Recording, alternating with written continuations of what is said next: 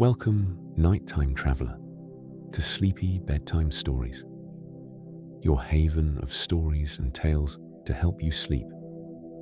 This is the place where traditional tales come to life and accompany you on your journey to rest.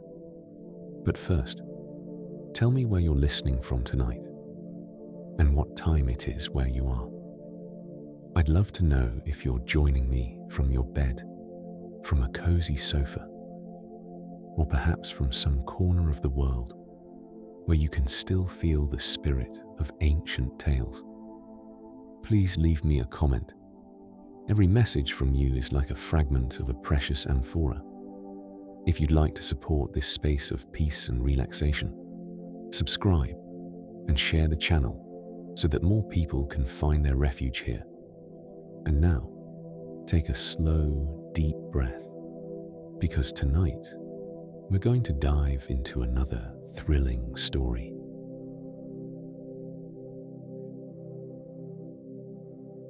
Starry Skies and Gentle Magic. Chapter 1. Beneath the constellations, the silence of the night sky.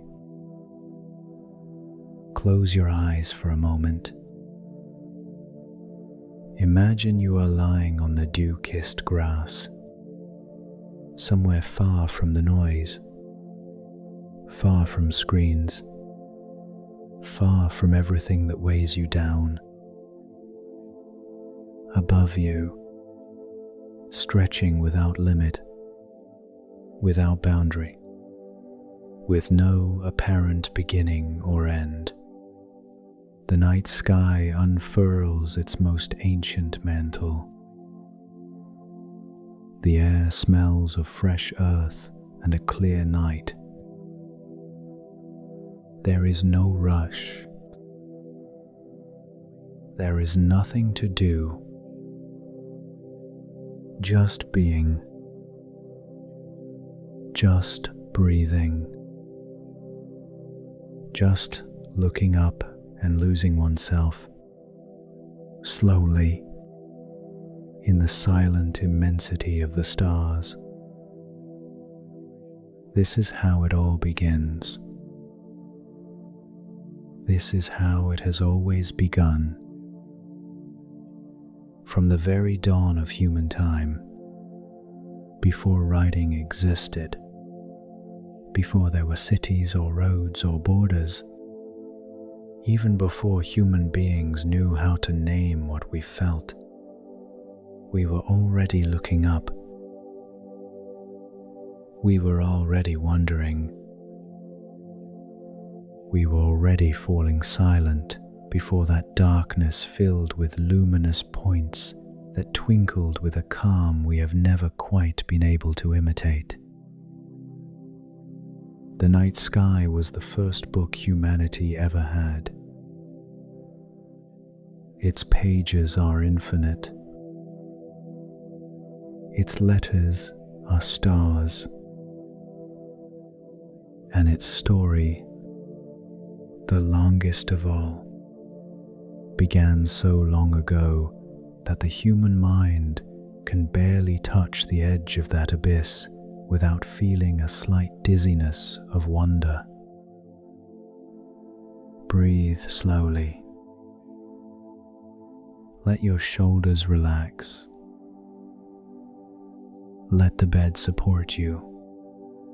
Let the weight of the day gently dissolve. Because what you are about to hear tonight is in no hurry. It is a story that has waited thousands of years to be told like this, in a low voice, calmly, in the darkness of a room, just before sleep comes to claim you. Around 100,000 years ago, on the open plains of what we now know as the African continent, small groups of humans spent their nights under the open sky. There were no roofs. There were no walls. Night was not something that closed in as the day ended. It was simply the continuation of the world, the other half of time, and that other half was inhabited, in the eyes of those early humans, by something alive, something that moved slowly, with an elegance that belonged to no known animal. The stars were not fixed points in the minds of those beings. They were presences. They were distant fires. They were eyes. They were souls. No one knows exactly what the first human thought was that rose up to the sky and wondered what those lights were. But that thought occurred. It had to occur. And from that very first moment, something changed forever in the history of our species. For to gaze at the night sky and wonder is already, in itself, a profoundly human act. It is the foundational act of all philosophy, of all religion, of all science, the beginning of all that we are. The night that surrounds us now, the night that spreads softly over the rooftops and fields and seas of the whole world whilst you rest, is exactly the same night that those first humans saw. The same stars, or almost the same ones, shine upon you tonight as shone upon them. Time has passed, but the light continues to travel. And there is something in that which is deeply comforting. Something that invites you to let go, to let yourself drift, to remember that we are part of something far greater than any worry, any tension, any thought still swirling round in your head. Let it go. The night takes it all in. Let's travel together, without haste, through time. Let us descend into the fertile valleys of ancient Egypt, on the banks of the great river Nile, in an era so distant that modern mathematicians date it to around 3,000 years before the start of the Common Era. Egyptian civilization has been building its extraordinary relationship with the heavens for centuries. For the priest astronomers who observed the stars from the heights of their temples, the night sky was not mere decoration, but a perfect mechanism, a clock of divine precision that regulated the harvests, the flooding of the Nile, the sacred festivals, the birth of the pharaohs, and the right time to bury the dead. Imagine the scene. It is late at night, somewhere in Upper Egypt, perhaps near the ancient city of Hermopolis, a sacred city dedicated to the god Thoth, patron of writing and knowledge. A middle-aged priest, with a shaved head and wrapped in white linen, slowly climbs the stone staircase leading to the temple's highest terrace. In his hand he carries a bronze rod with which he will take his measurements. Behind him The darkness of the desert stretches in all directions, interrupted only by the distant amber glow of a bonfire in the nearest settlement. Before him, the sky is an explosion of cold, serene light. Millions of stars visible to the naked eye, without any light pollution, without any veil of pollution, in all their original magnificence. The priest pauses. He breathes. He raises the rod towards the eastern horizon and begins to measure the angle of ascent of a particular star. That star is Sopdet, the one we know today as Sirius, the brightest in the night sky. And when Sopdet first appears on the horizon just before dawn, after 70 days of absence, the Egyptians know that the Nile is about to burst its banks, that the cycle begins anew, that life, once again, returns. For that priest, what he is doing is not science in the modern sense. It is something far richer, far more laden with meaning. It is a conversation between human beings and the forces that govern the universe. And that conversation takes place in silence, in the darkness, looking upwards, just as you are doing now, in a way, by letting your mind rest and open up to the tranquil vastness of the night. The Egyptians had a concept that is almost impossible for us today to grasp in its full depth. They called it Ma'at. Ma'at was the order of the universe, cosmic harmony, the perfect balance between all things. And one of its most visible, most tangible, most beautiful manifestations was precisely the orderly and predictable movement of the stars in the night sky. The stars moved in patterns. The planets followed their paths. The moon waxed and waned with a discipline that seemed impossible to be random. All of that was Ma'at.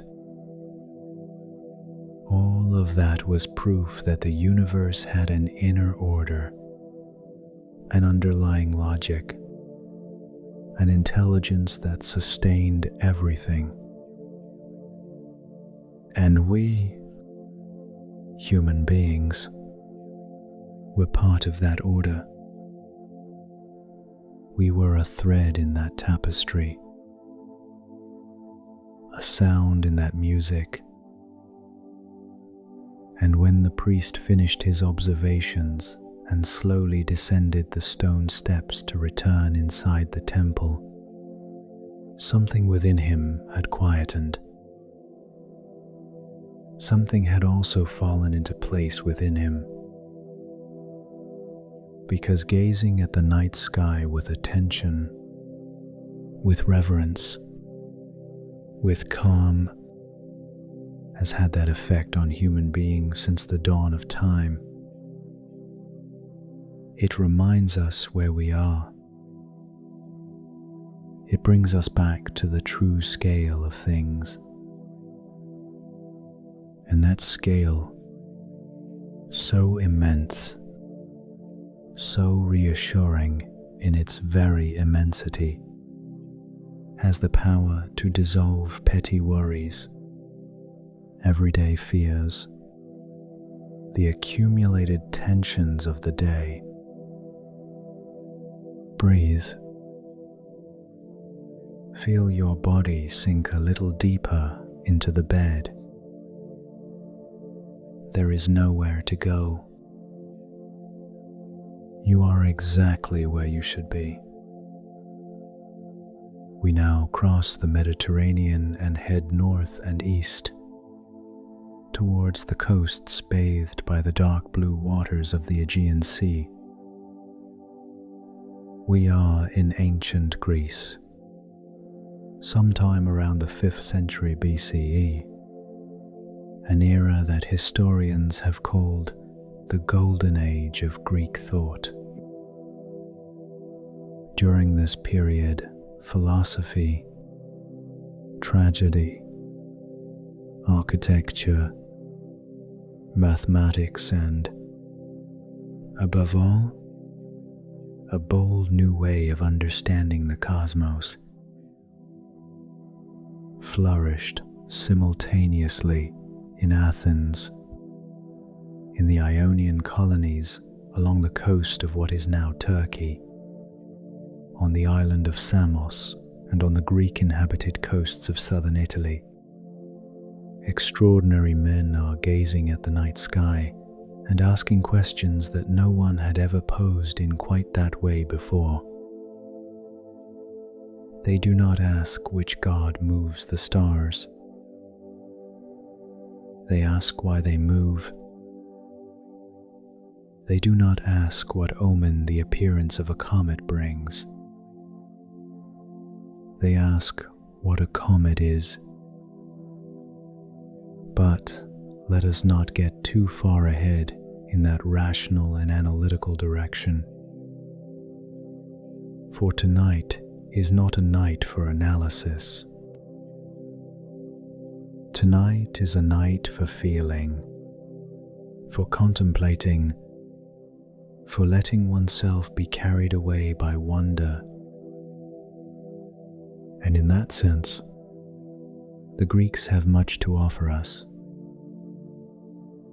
For alongside their rationalist philosophers, alongside their geometers and their calculators of celestial distances, the Greeks also wove one of the richest and most beautiful mythological traditions that human thought has produced. And that mythological tradition lives in the sky. It is written in the stars. Every constellation is a tale. Every cluster of lights is a story of gods and heroes and impossible loves and magical transformations. Look up. Let the stars gaze upon you. In the night sky of Greece, amongst all the possible constellations, there is one that the Greeks observed with particular devotion and which remains today, 2,500 years later, one of the most recognized in the whole world. It is Orion, the great hunter. 7 main stars forming the unmistakable silhouette of a powerful man, with a belt of 3 perfectly aligned stars, the brilliant shoulder of Betelgeuse, the luminous foot of Rigel. Orion rises on the eastern horizon on autumn and winter nights, moves slowly across the sky throughout the night, and disappears over the western horizon before dawn, as if he were indeed just passing through, as if he were indeed hunting somewhere beyond the edge of the visible world. The story the Greeks told about Orion is a tale of grandeur and tragedy, like so many of their great stories. Orion was the son of Poseidon, god of the sea, and possessed a superhuman skill for hunting. He was the finest hunter in the world. His strength was legendary. His beauty, bewildering. And it was precisely that beauty that led him to his fate. For the goddess Artemis, the divine huntress, protector of the forests and wild animals, fell in love with him. And Apollo, Artemis's brother, jealous of that love and fearful of what it would mean for his sister, hatched a plot. On a day's hunt by the sea, with Orion wading through the shallow water, Apollo pointed out to Artemis that small dark speck rising above the distant waves and challenged her to prove her marksmanship. Artemis, the perfect archer, drew her bow and released the arrow with divine precision. The dark speck on the horizon fell into the sea. And when Artemis went to retrieve what she believed to be her prey, she discovered it was Orion, that she had killed the only being she had ever loved. It is said that Artemis's pain was so deep, so real, so overwhelming, that even the gods of Olympus felt it reverberating through the valleys and mountains of the world. And it is also said that it was that pain which raised Orion to the heavens, that it was that desperate love that turned him into a constellation, so that the goddess could see him every night, so that she would never lose him entirely, so that his light would continue to exist even though he was no longer there. There is something about that story that strikes a very deep chord in the human heart. Something about love and loss. Something about the way we transform pain into something permanent, into something beautiful, into something that endures beyond ourselves. When the Greeks looked at Orion in the sky, they didn't just see a pattern of stars. They saw a story about what it means to love and to lose and to keep looking up anyway. And you now, in the quiet darkness of this night, know that Orion is out there, above the rooftops, above the clouds if there are any, above the earth's gentle atmosphere, moving slowly as always, as it has been moving since before any human existed to give it a name. There is something comforting in that. Something that speaks of permanence, of continuity, of an order that transcends any individual story and holds it in its embrace. Let that thought stay with you as you relax a little more.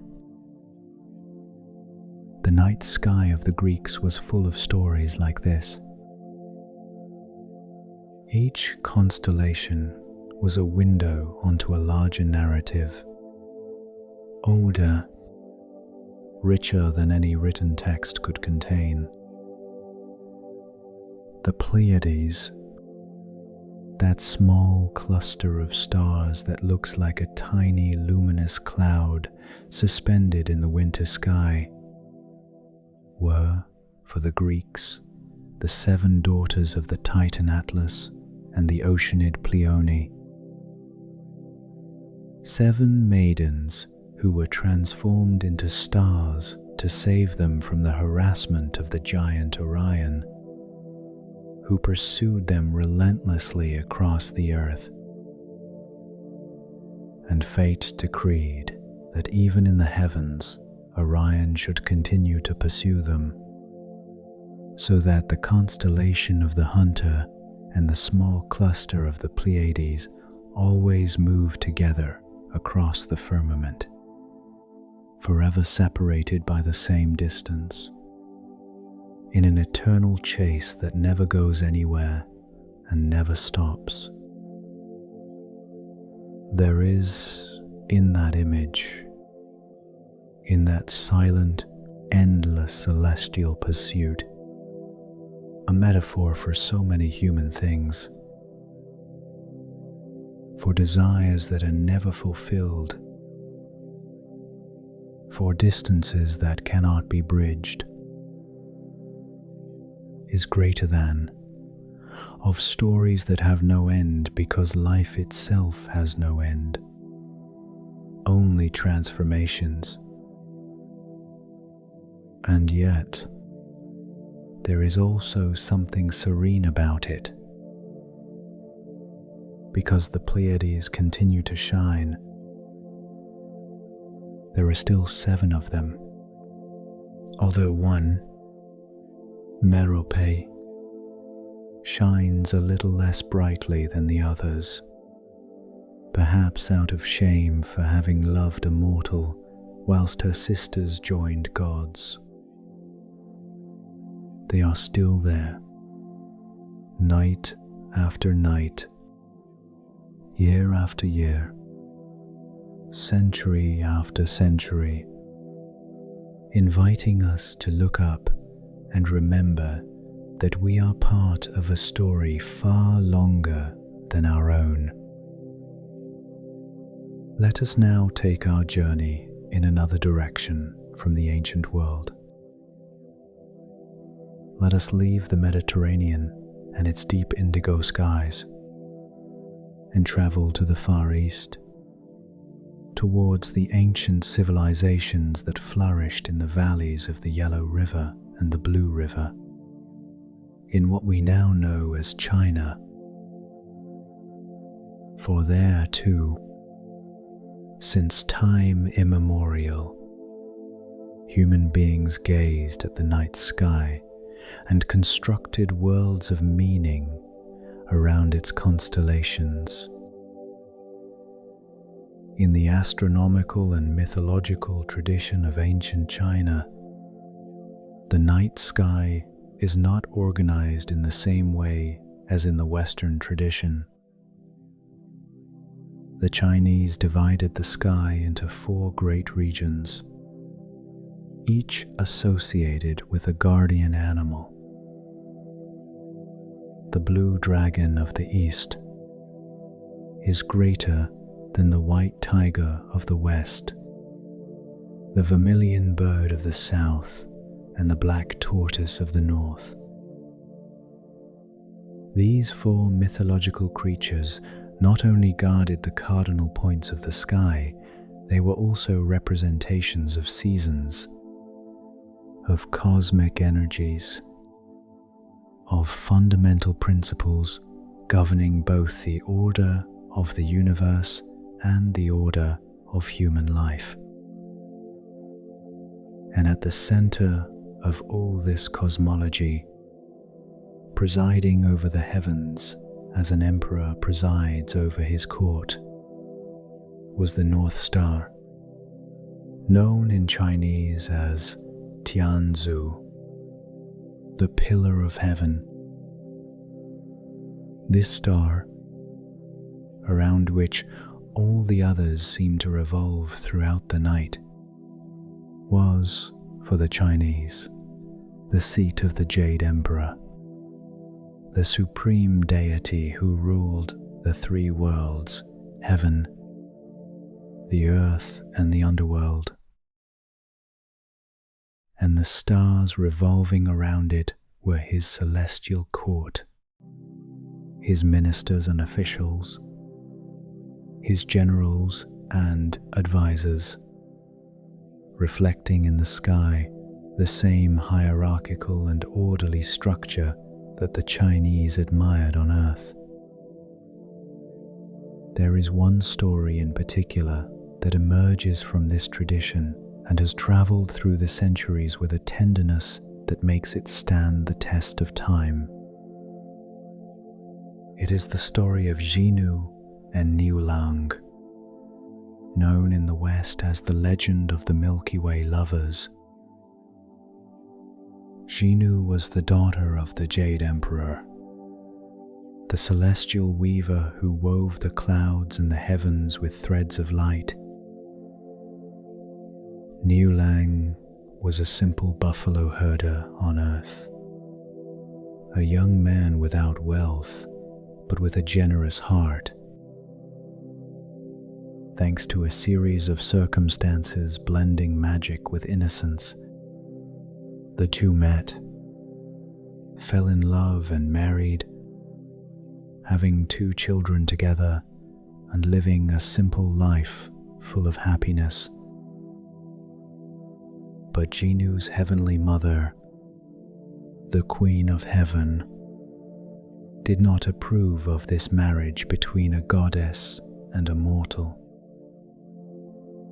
Furious, she separated the lovers with a river of stars, the Milky Way, that white, luminous river that crosses the night sky from horizon to horizon, and which we, in the West, know as the galaxy in which we live. Xinu remained on one side of the river, Niulang, holding her 2 children, on the other, and between them, that torrent of light with no bridges, no boats, no way to cross. But the love between Xinu and Niulang was so true, so deep, that it moved even the birds of the world. And every year, on the 7th night of the 7th month of the Chinese lunar calendar, the magpies of the world rise together into the sky and form with their bodies a bridge of feathers across the Milky Way, a bridge that lasts only that night, only those few hours, so that the lovers may cross and be together.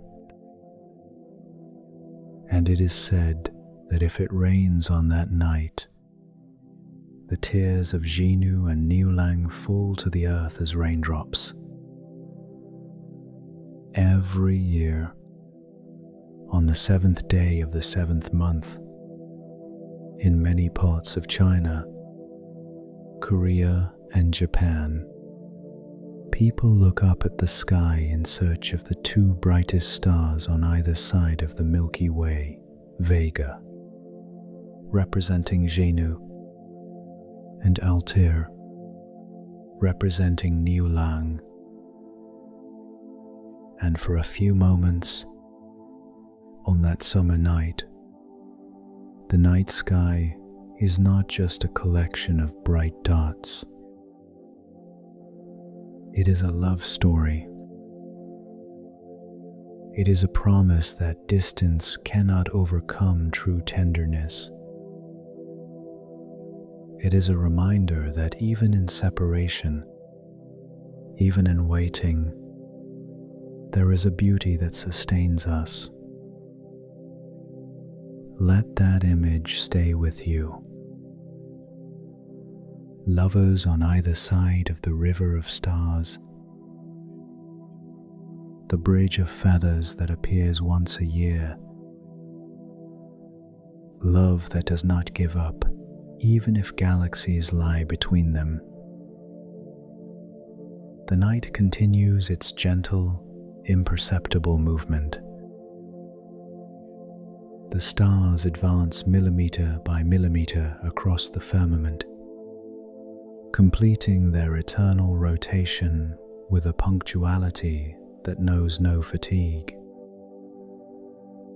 And somewhere in the world right now, whilst you listen to these words in the tranquility of your room, there are people gazing at that very same sky. Shepherds on the hills of Ethiopia, fishermen on the southern seas, children in some remote village in Mongolia learning the names of the stars from their grandparents, just as their great-grandparents taught them to their grandparents before them. The night sky remains, despite all that has changed in the world, that shared space where all of humanity meets without having agreed to do so. There is something extraordinary about that idea. Tonight, at this very moment, the constellation of Scorpio is rising above the horizon somewhere in the southern hemisphere. The moon, whatever its phase tonight, reflects the sun's light over fields and oceans with the same calm as ever. Jupiter, if visible in tonight's sky, shines with that constant, serene light that sets it apart from the twinkling stars. And all of this is happening right now, in real time, whilst cities sleep and roads empty and the world finds, during a few hours of darkness, something akin to peace. Let us now journey just as gently towards the plains of Northern Europe, towards the long winters of Scandinavia, where the night sky has a spectacular quality that no other region in the world can offer with such intensity.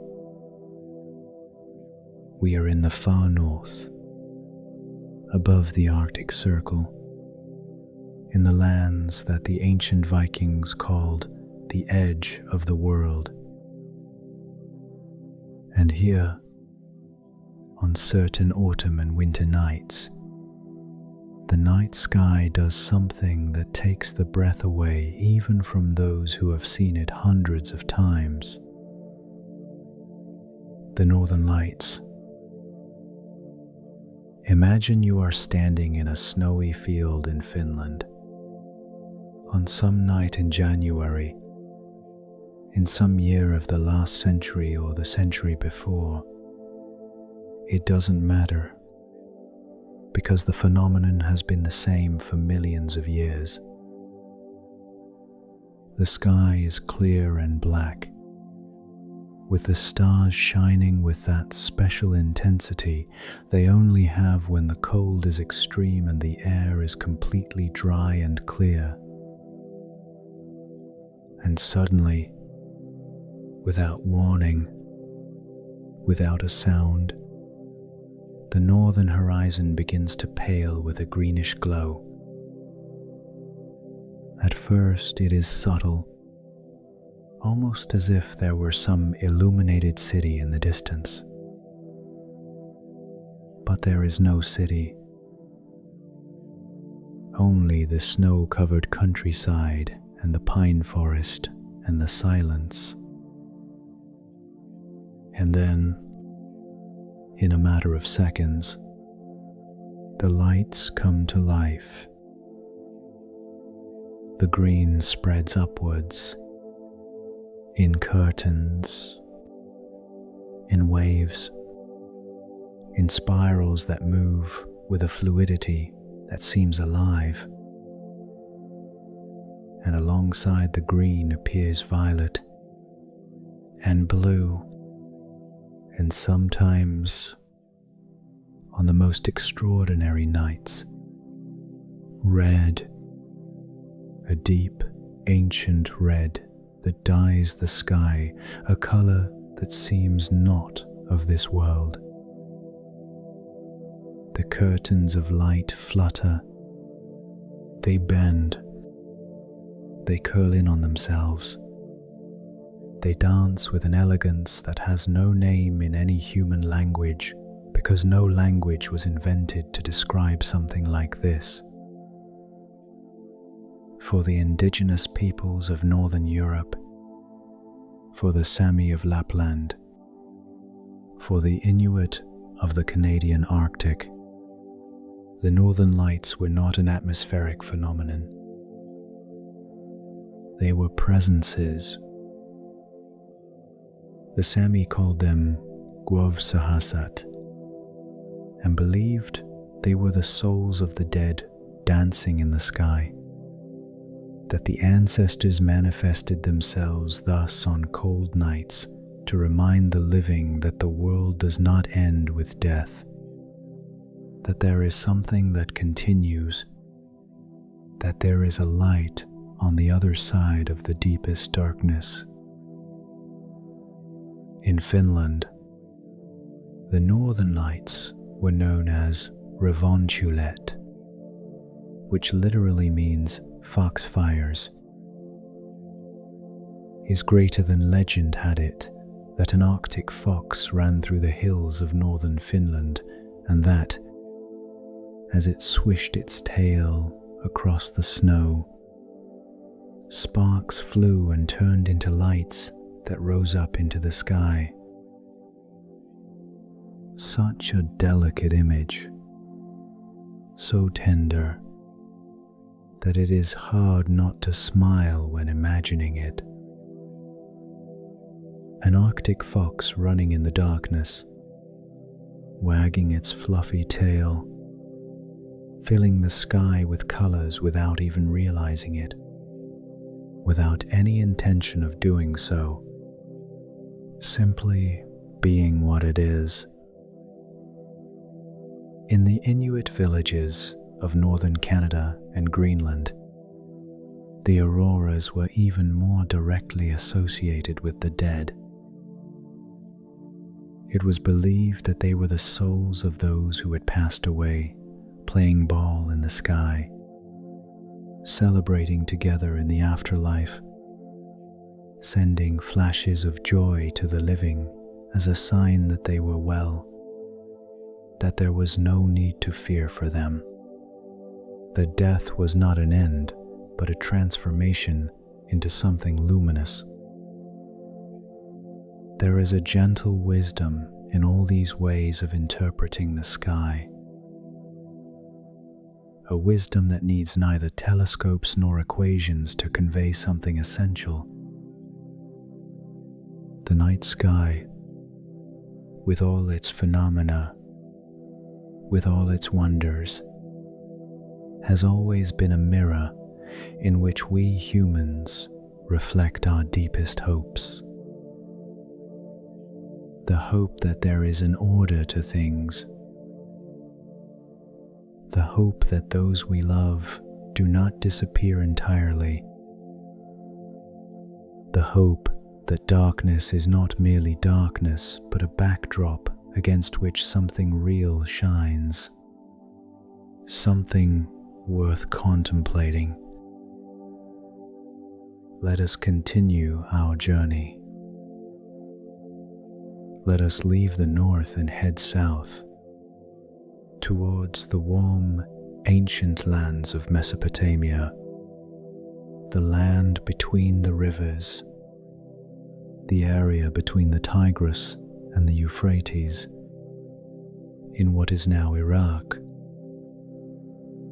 Here, in the 4th and 3rd millennia BCE, the Sumerian, Akkadian, and Babylonian civilizations flourished, and it was precisely these civilizations that gave the world something we still use today, something so commonplace that we no longer think about how extraordinary it is.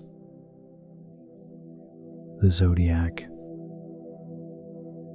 the 12 constellations of the zodiac, the 12 signs that still appear today in newspaper horoscopes, in tattoos, and in jewelry, is greater than in friends' conversations about compatibility and personalities, were first identified and named by the priest astronomers of Babylon over 2,500 years ago.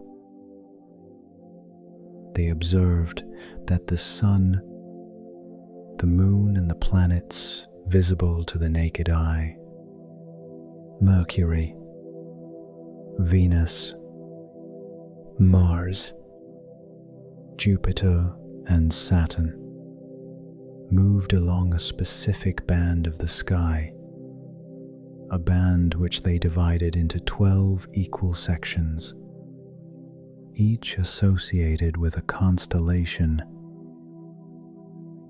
For the Babylonians, that celestial path, the ecliptic, was the path of the gods,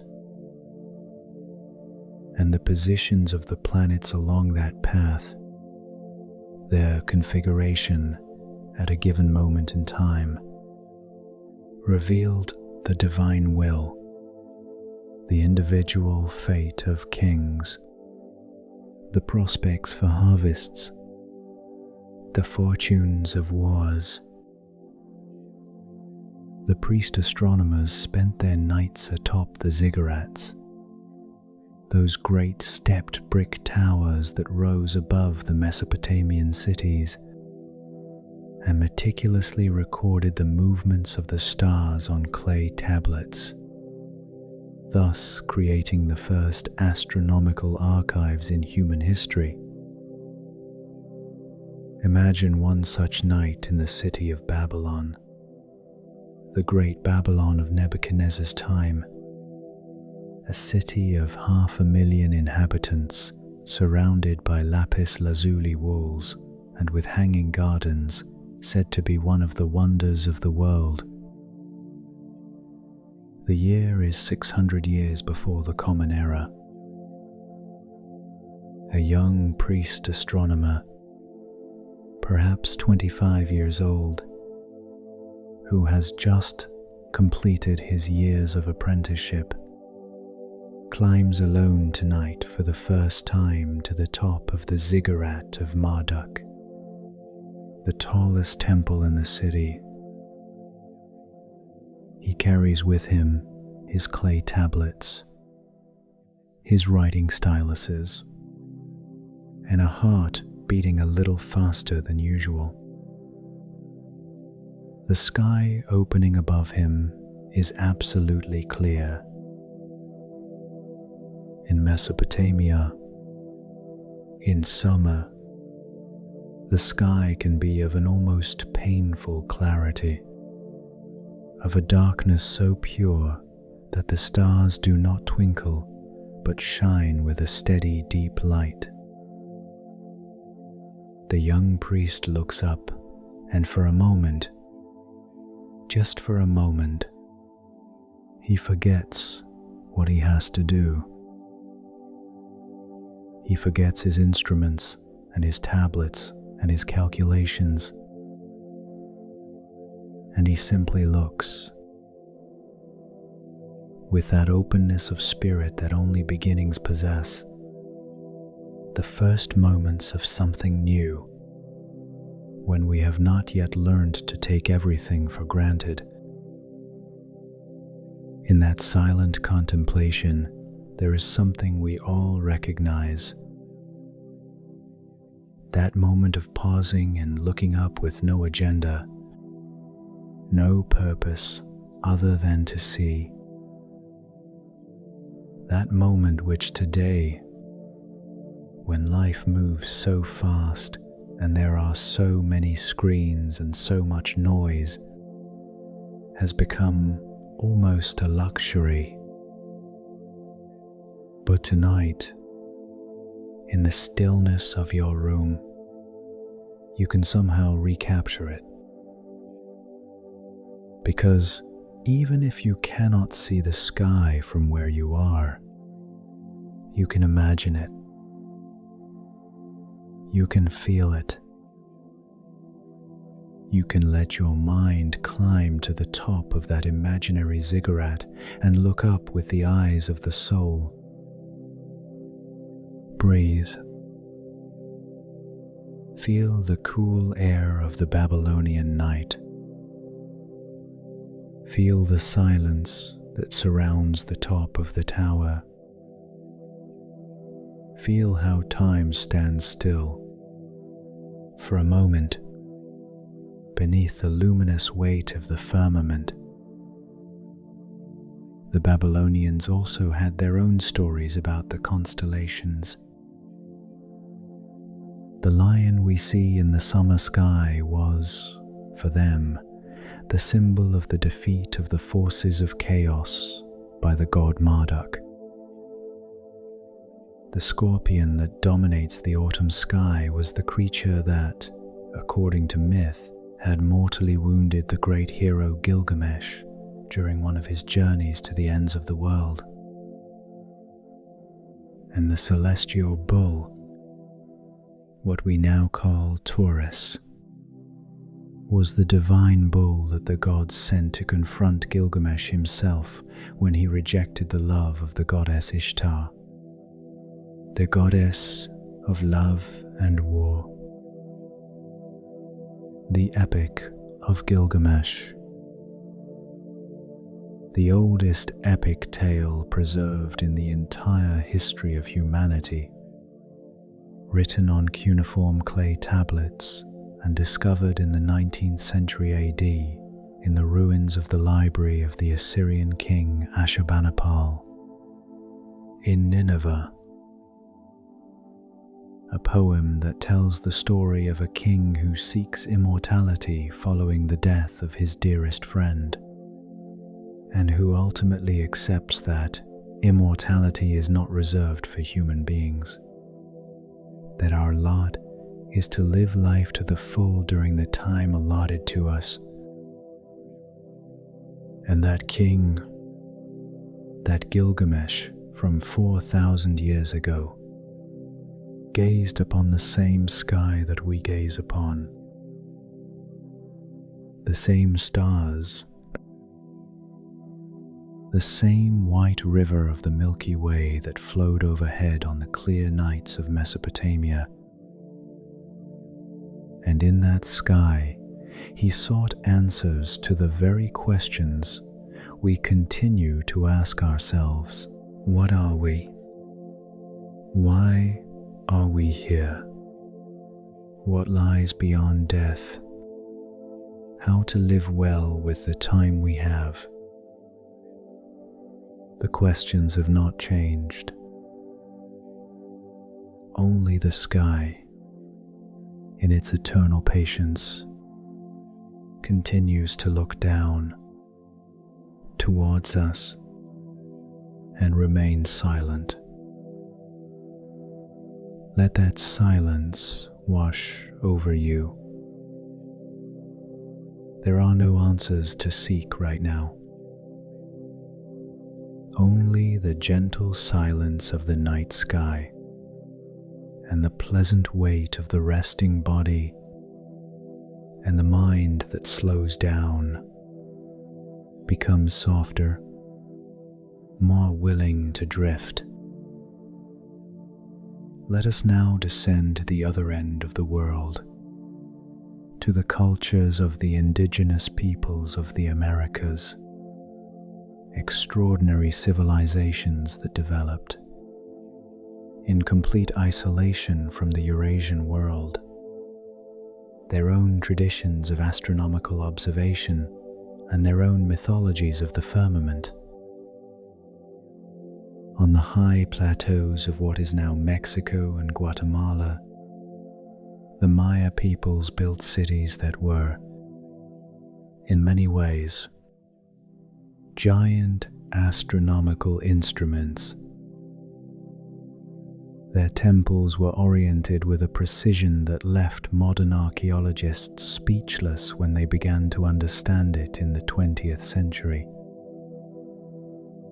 The temple of Kukulkan at Chichen Itza, that stepped pyramid rising above the Yucatecan jungle like a monument to mathematical precision, is oriented in such a way that on the two equinoxes of the year, in March and September, the sun creates an effect of light and shadow on its steps that produces the illusion of a feathered serpent descending from the summit.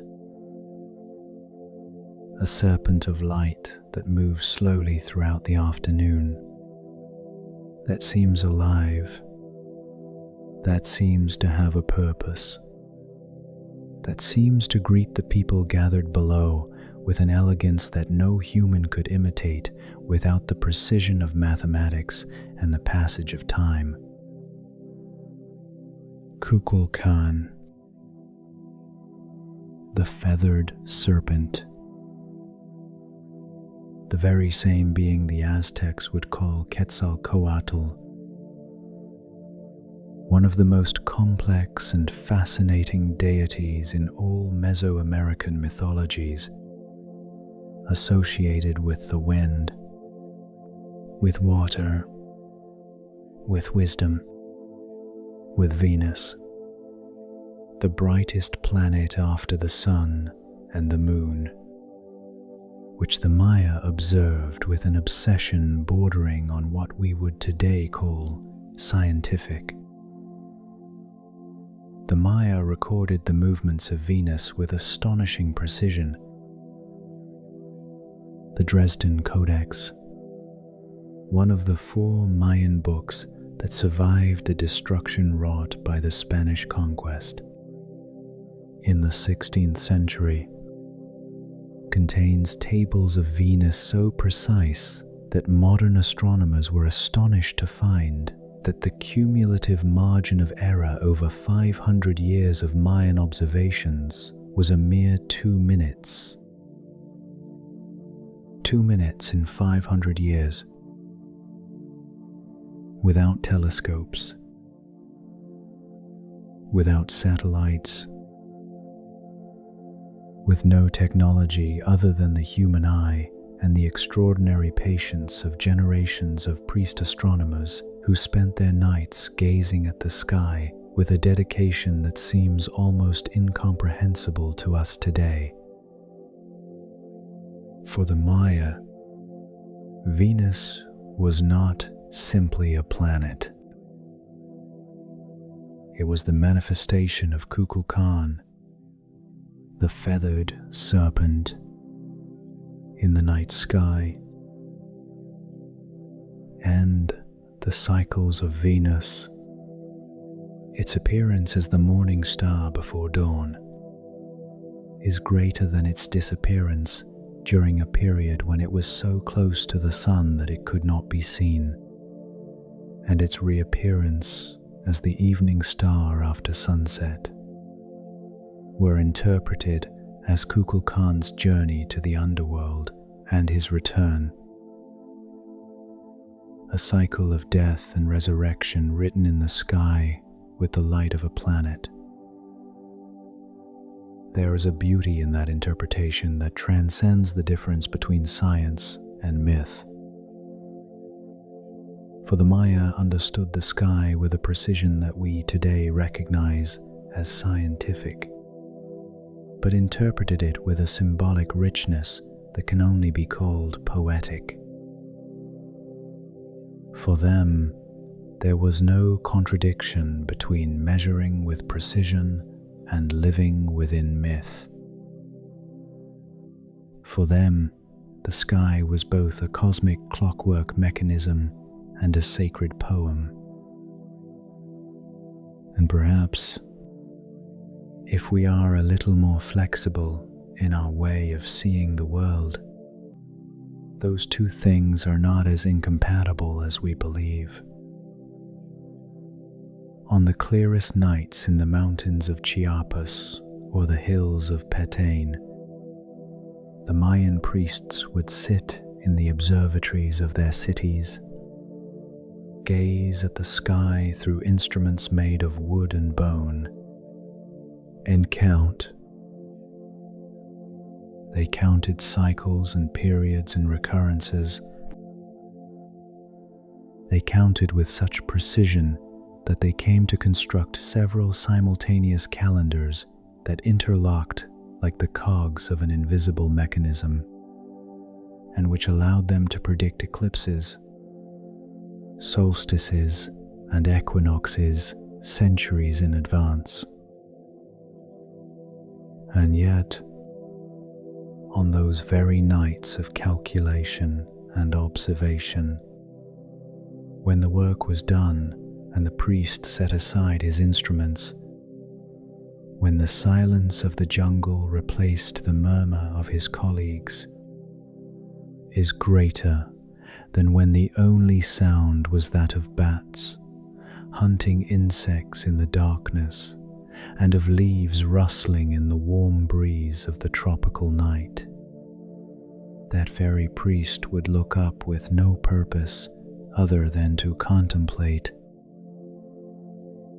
And at that moment, in that unplanned instant, the Milky Way, which the Maya called Waka-chan, the tree of the world, or the path of the sacred saber, stretched from horizon to horizon with its river of white light, and something in the priest's chest opened up, just as a door that has been closed for a long time opens.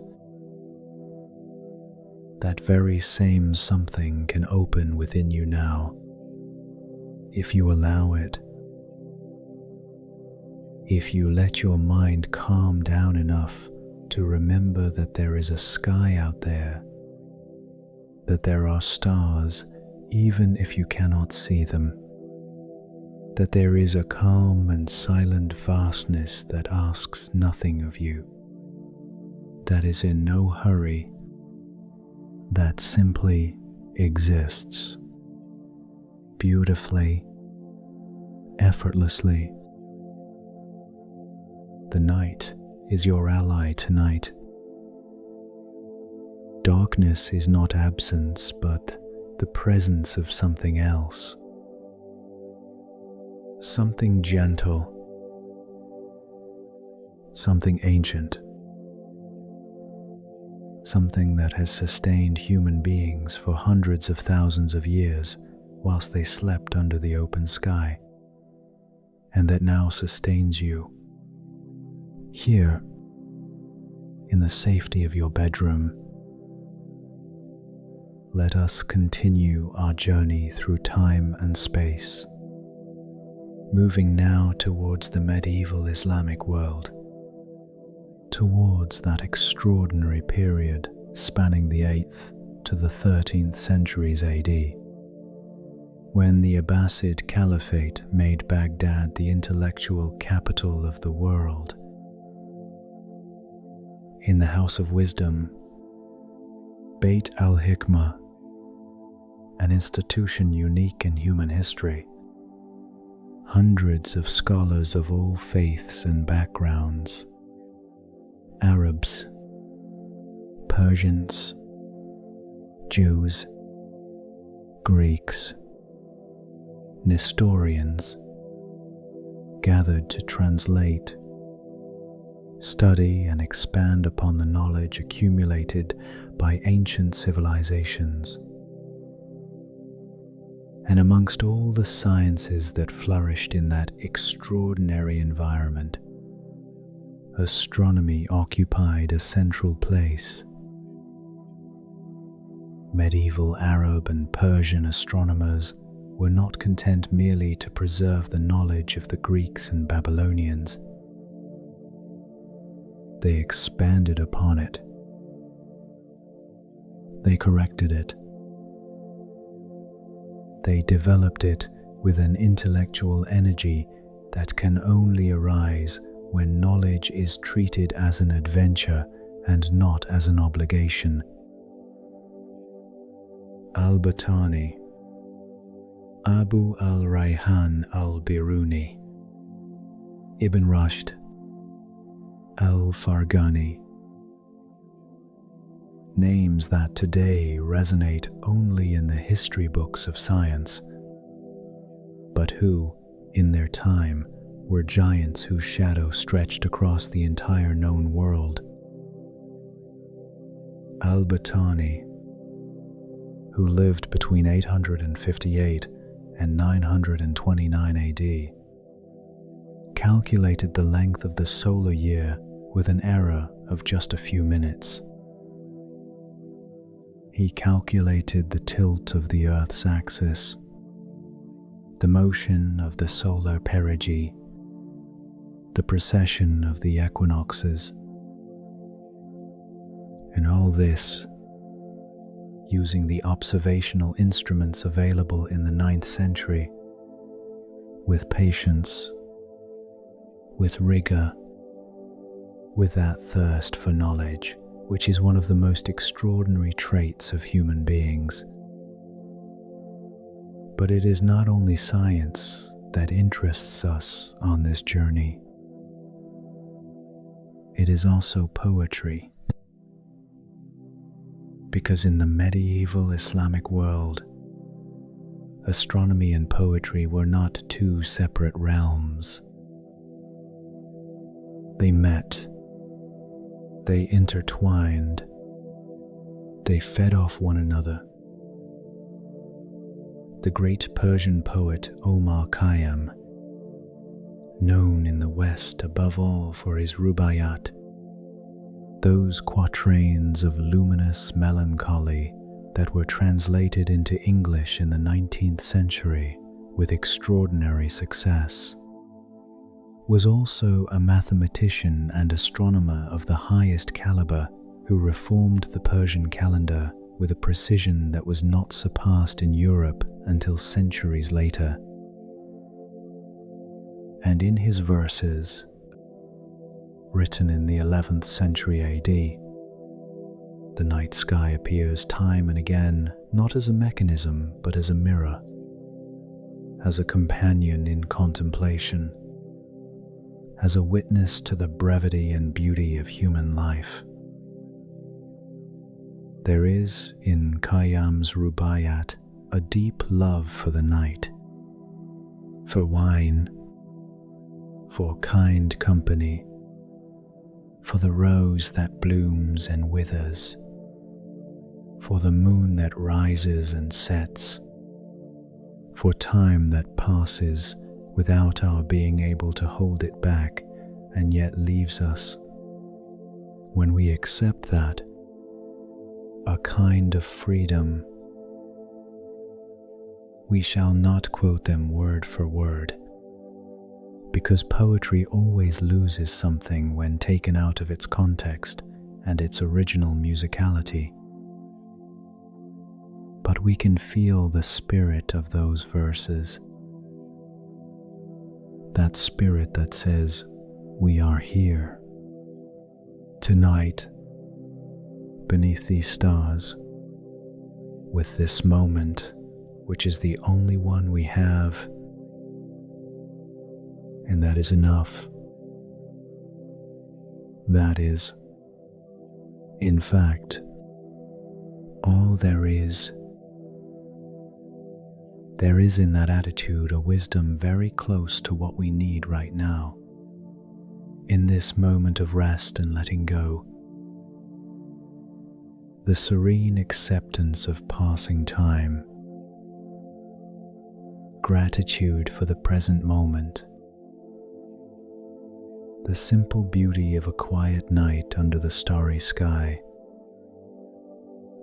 The medieval Islamic world also bequeathed to us something very specific that we still use today whenever we look up at the night sky. The names of the stars: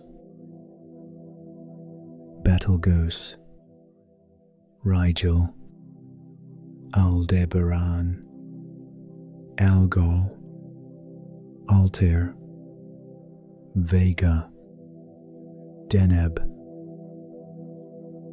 These words are neither Latin nor Greek.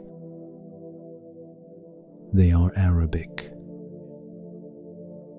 They bear witness to centuries of observation and cataloguing by astronomers of the Islamic world, who took the Greek catalogues and enriched them with thousands of their own observations, assigning names to stars that the Greeks had left unnamed, or renaming those that already had names, but in terms that better reflected the traditions of Arab observation.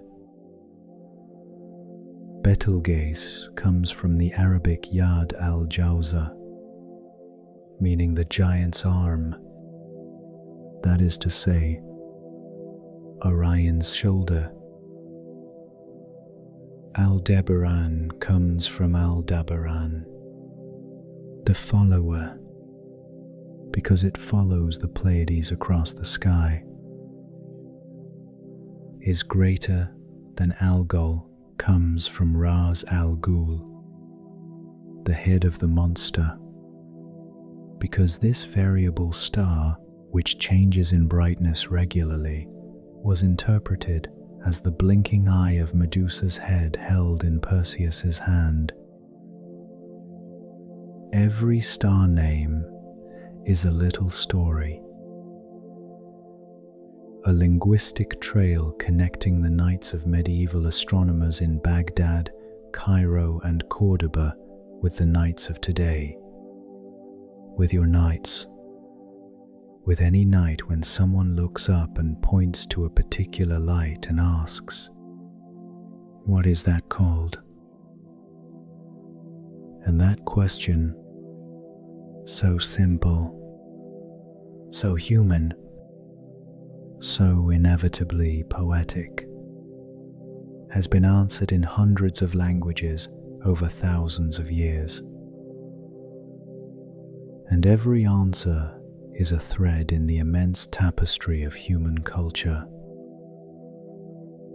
a tapestry that is still being woven, that continues to be woven this very night, whilst the world sleeps, whilst you, perhaps, are beginning to drift off to sleep.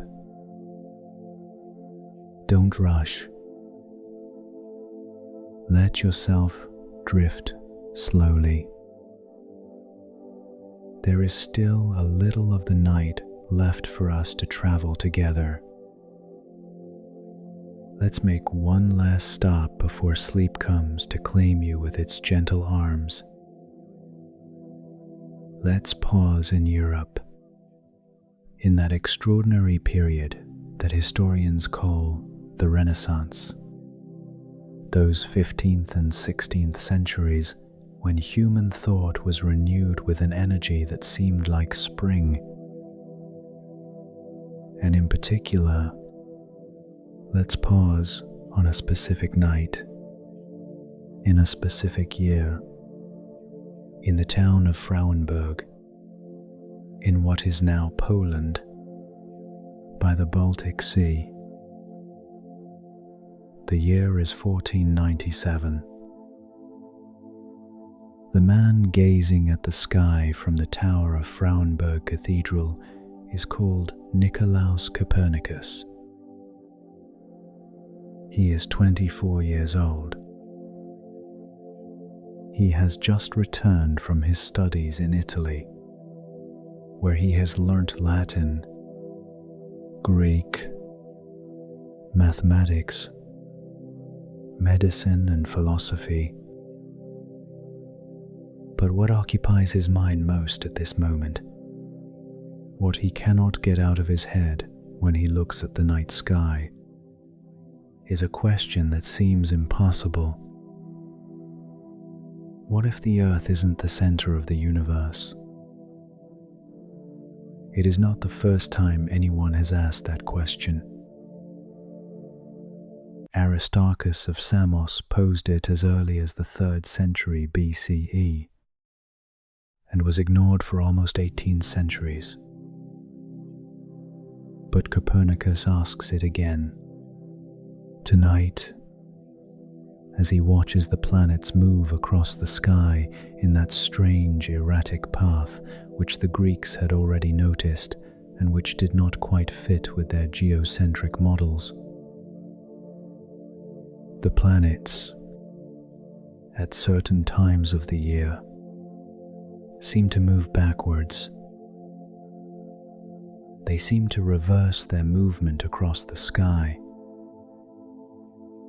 And that backward movement, known as retrograde motion, had for centuries demanded the most complicated and implausible mathematical explanations in order to fit within a model that placed the Earth, motionless, at the center of everything. Copernicus looks at the planet Mars on this night of 1497. He sees it moving slowly backwards against the backdrop of the constellation Virgo, and something clicks in his mind. Something falls into place. Something that had been circling the fringes of his thoughts for years suddenly takes center stage, and the resulting picture is clear, clean, radically simpler than anything that came before. If the Earth moves around the Sun, and not the other way round, then the retrograde motion of the planets explains itself, without the need for complicated mathematical contrivances. It is simply the effect of seeing a slower planet from a faster Earth, just as when one car overtakes another on the motorway and the one being overtaken, seen from the perspective of the overtaking car, momentarily appears to be moving backwards. Copernicus would not publish his theory until 1543, the year of his death, when he could no longer be persecuted for it. But tonight, in the Frauenberg Tower, gazing at the cold, crystal-clear Baltic sky, something has changed forever. A human being has looked up at the sky and seen a truth that will forever change the place we assign ourselves in the cosmos.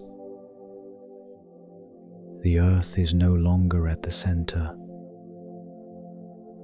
We are no longer the navel of the universe.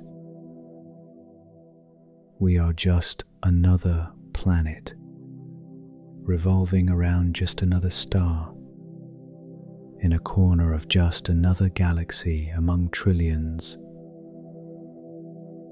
In that which might sound like a defeat, like a humiliation, also has something deeply liberating about it.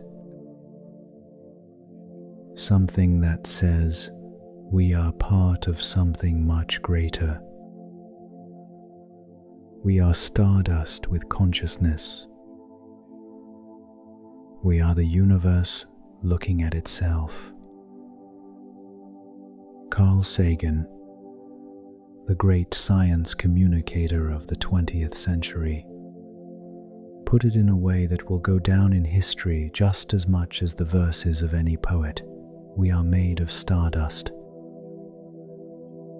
The atoms that make up your body, the iron in your blood, the calcium in your bones, the oxygen you are breathing right now as you relax and prepare for sleep. All those atoms were forged inside dead stars billions of years ago. You are, literally, made of the sky. That idea has the power to change the way we look at the night sky, if we let it. Because if we are stardust, then looking at the sky is not looking at something alien and distant. It is, in some very deep sense, looking at oneself. It is recognizing oneself in something immense and ancient and luminous. It is remembering that we belong to this cosmos, not as spectators, but as active participants, as part of its unfolding story. And tonight, as your breathing grows slower and deeper, as the weight of the day dissolves completely and sleep approaches with its soft, silent steps, that sense of belonging is all you need to feel. You belong here. You belong to this night. You belong to this universe that has been expanding and transforming and producing wonders for billions of years, and which, at some point in its long history, also produced this, a human being, in a room, in the peaceful darkness, letting themselves be carried away by a story of stars. The constellations keep turning above the rooftops whilst we sleep. Orion continues his endless hunt. The Pleiades keep slipping away, bright and eternal. The Great Bear keeps pointing its invisible rudder towards the North Star, the one that never moves, the one that marks the north for all the world's sailors.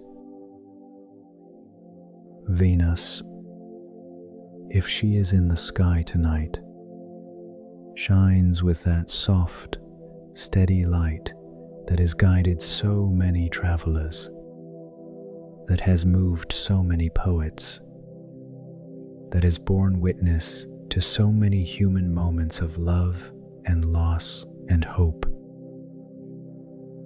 Somewhere in the Pacific Ocean, tonight, there is a Polynesian sailor who, just as his ancestors did 3,000 years ago, navigates his vessel by the stars. Without GPS, without an electronic compass, relying solely on the intimate knowledge of the sky he has learnt since childhood, knowing that the position of the stars, the angle of their rise above the horizon, the color of the sky before dawn, tell him exactly where he is and where he is heading. There is a confidence in that, a confidence in the sky, in inherited knowledge, in the night that never fails. And in some high altitude observatory, perhaps in Chile, perhaps in Hawaii, perhaps in the Canary Islands with their exceptionally clear skies, there is an astronomer who tonight is looking through the eyes of a telescope that takes up the space of an entire building. The signals of light that arrive from galaxies so distant that light began its journey billions of years ago, when the Earth did not yet exist, when the sun had not yet been born. That light has traveled the entire history of the solar system to reach the telescope's mirror tonight and form an image on an electronic detector. And the astronomer who sees that image is looking, literally, into the deep past of the universe. Time is the stuff the night sky is made of. Every star we see is not the star as it is right now. It is the star as it was when that light left it. The light from Sirius that we see tonight left Sirius 8.5 years ago. The light from Betelgeuse left approximately 700 years ago, in the time of Dante and the medieval troubadours. The light from the most distant stars visible to the naked eye left thousands of years ago, when the pharaohs or the emperors of the Han dynasty still ruled. And the light from the galaxies we see in photographs from the Hubble Space Telescope left billions of years ago, in a time so remote that not even the planet Earth existed. When we look at the night sky, we look at time. We look at the universe's past. We are archaeologists of light. There is something deeply reassuring in that idea, too, because if light can travel for billions of years and reach our eyes intact, if the universe is capable of such patience, is greater than of such consistency, of such luminous persistence that knows neither fatigue nor discouragement, then perhaps we too can trust that what we are, what we feel, what we love, has a permanence that transcends the limits of what we can see and measure. You don't need to believe anything in particular to feel that. It is neither a religious nor a philosophical statement. Is greater than. It is simply an observation. The universe is very, very good at persisting, at continuing, at transforming itself whilst remaining fundamentally the same. And we, made of that universe, are also very good at persisting, even if it doesn't always seem that way. Sleep is coming to find you now. You can feel it in the heaviness of your eyelids, in the slowness of your thoughts, in the way your body sinks a little deeper into the mattress, in the relaxation spreading from your shoulders to your hands, from your chest to your feet. It is a gentle movement, effortless, with nothing to do but let it happen. Tonight, like every night, the sky does what it has always done. It turns. It shines. It is silent. Inscribed on its map of light are the stories of thousands of cultures that looked up and found, in that gaze, something essential about what it means to be human. The Egyptian priest awaiting the first appearance of Sirius on the horizon of the Nile. The young Babylonian priest climbing alone to the top of the ziggurat for the first time. The Mayan lovers of the Milky Way separated by a river of stars. The Arctic fox of Finland that ran, wagging its tail, and filled the sky with auroras without realizing it. Copernicus watching Mars retreat into the darkness of the Polish winter and seeing, in that retreat, the solution to a centuries-old mystery.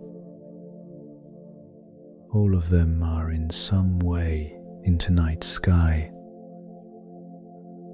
Their stories still travel in the light of the stars. Their questions still float in the silence of the firmament.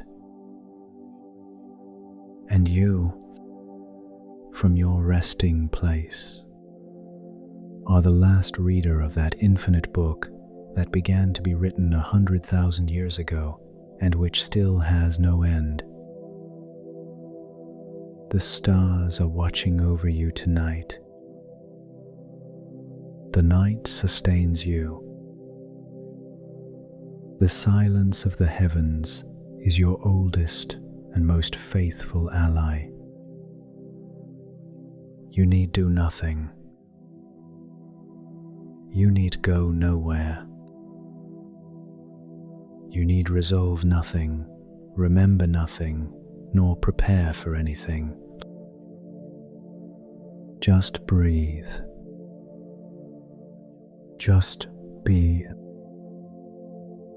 Just let yourself be carried along by the gentle current of the night that descends upon all that exists, without distinction, without preference, with that infinite generosity that belongs only to truly great things. Close your eyes, if you haven't already.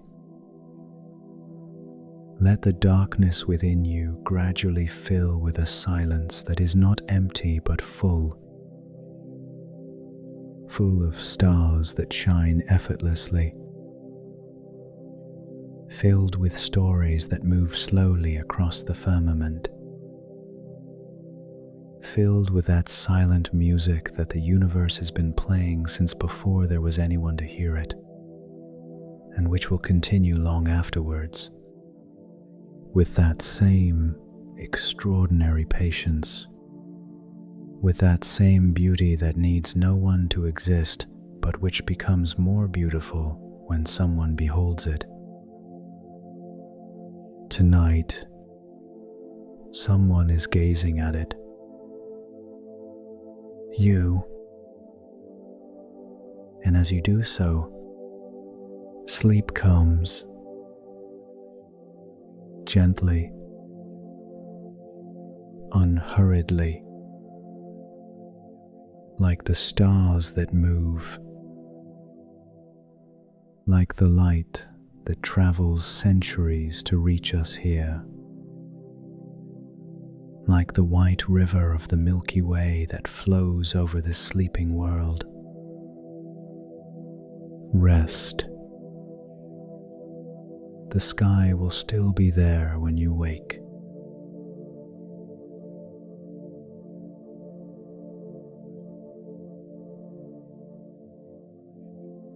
Starry Skies and Gentle Magic. Chapter 2. Moonlight and Shooting Stars, a Journey of Serene Magic. There is a moment just after the sun has completely disappeared and before darkness settles in with full confidence, when the sky does something that very few people stop to observe. There is a brief moment, lasting barely a few minutes, when the western horizon still holds a trace of orange and pink light, an echo of the day that has just passed, whilst the eastern horizon has already taken on that deep, velvety blue that heralds the night. And in that sky, which is not yet fully night, but has already ceased to be evening, she appears. The moon. Not always in the same place. Not always the same apparent size. not always the same shape, because the moon is a changing being, the most dynamic of all nocturnal presences, the only one that visibly transforms its shape from one day to the next, which waxes and wanes with a rhythm that human beings learn to feel even before they learn to count it. The moon is the oldest clock in the world. It is the oldest calendar in existence. And tonight, whatever its phase, whatever its position in the sky, the moon is there, doing what it has always done, reflecting the sun's light with that silent generosity that characterizes it, sending down to earth that soft, silvery light that does not warm but illuminates, that does not insist but transforms. Close your eyes for a moment.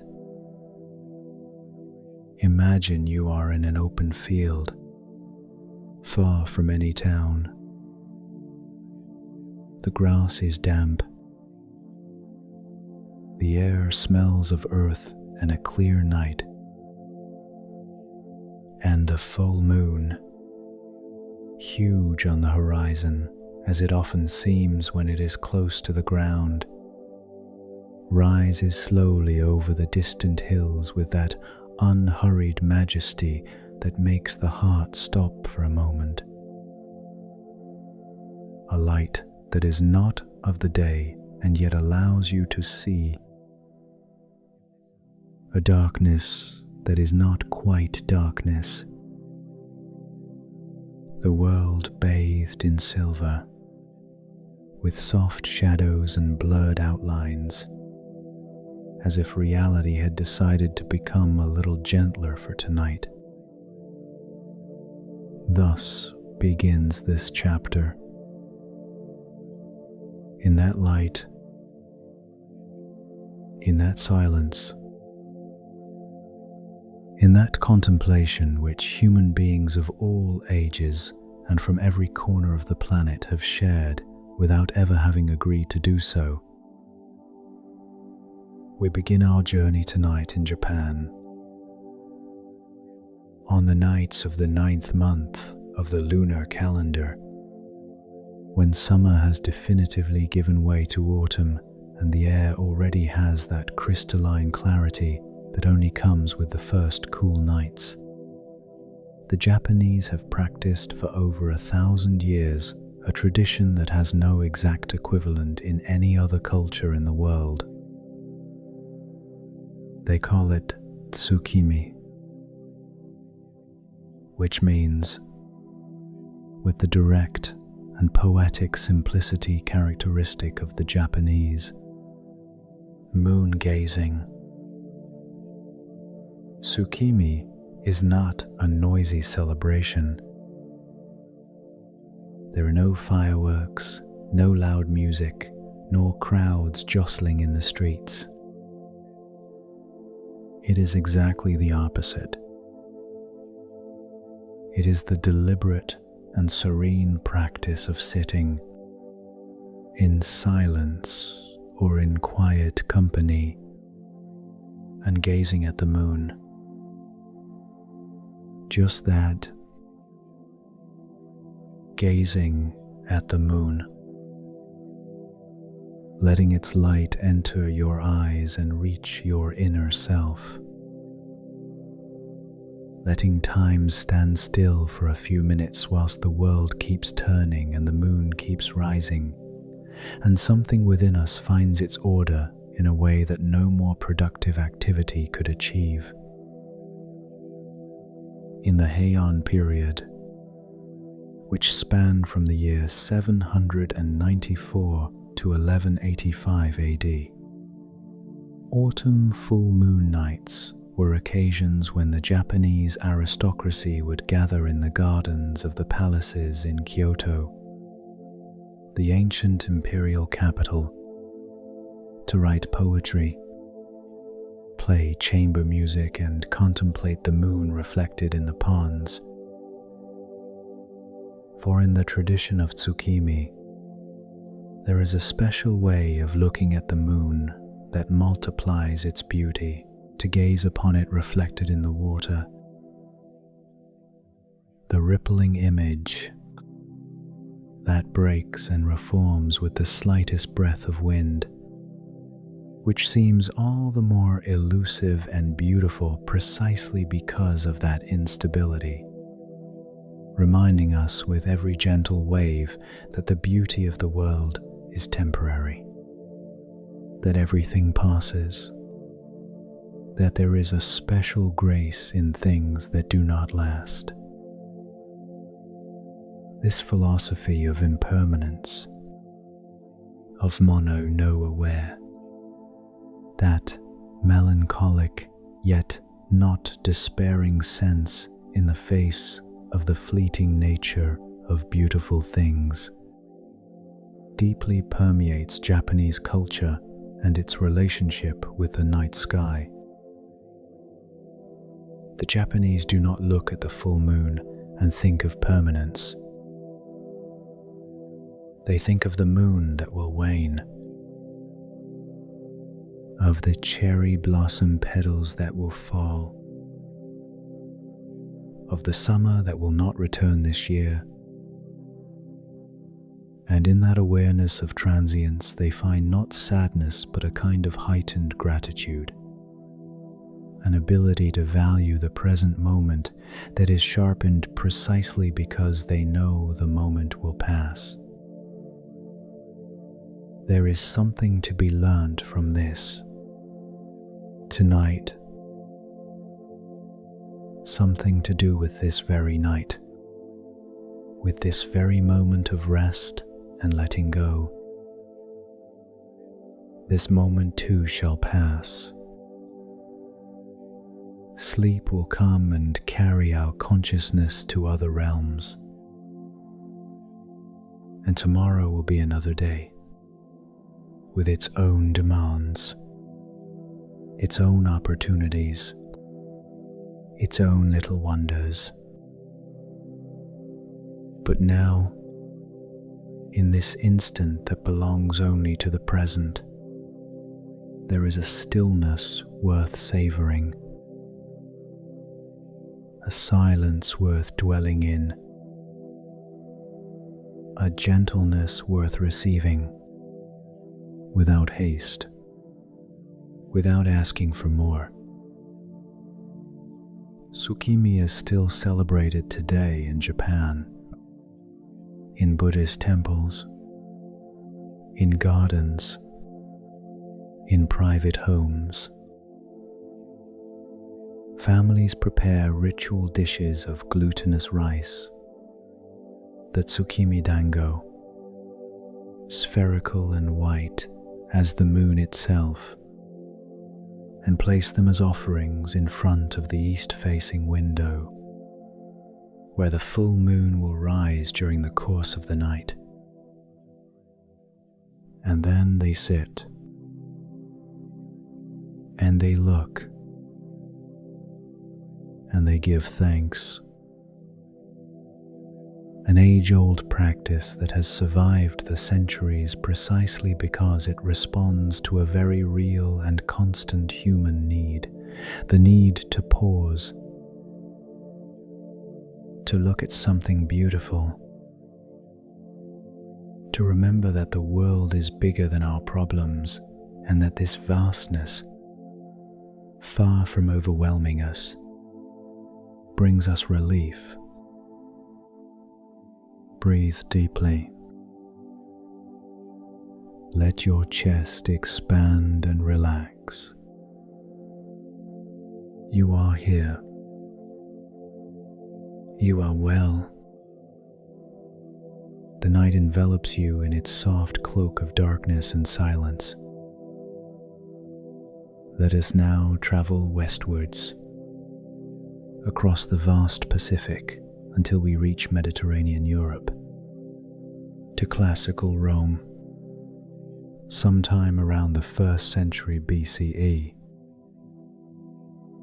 Rome in this period is a city of over 1 million inhabitants, the largest in the Western world, a hive of activity by day, yet when night falls and the taverns close and the last torches are extinguished in the alleyways, it transforms into something completely different.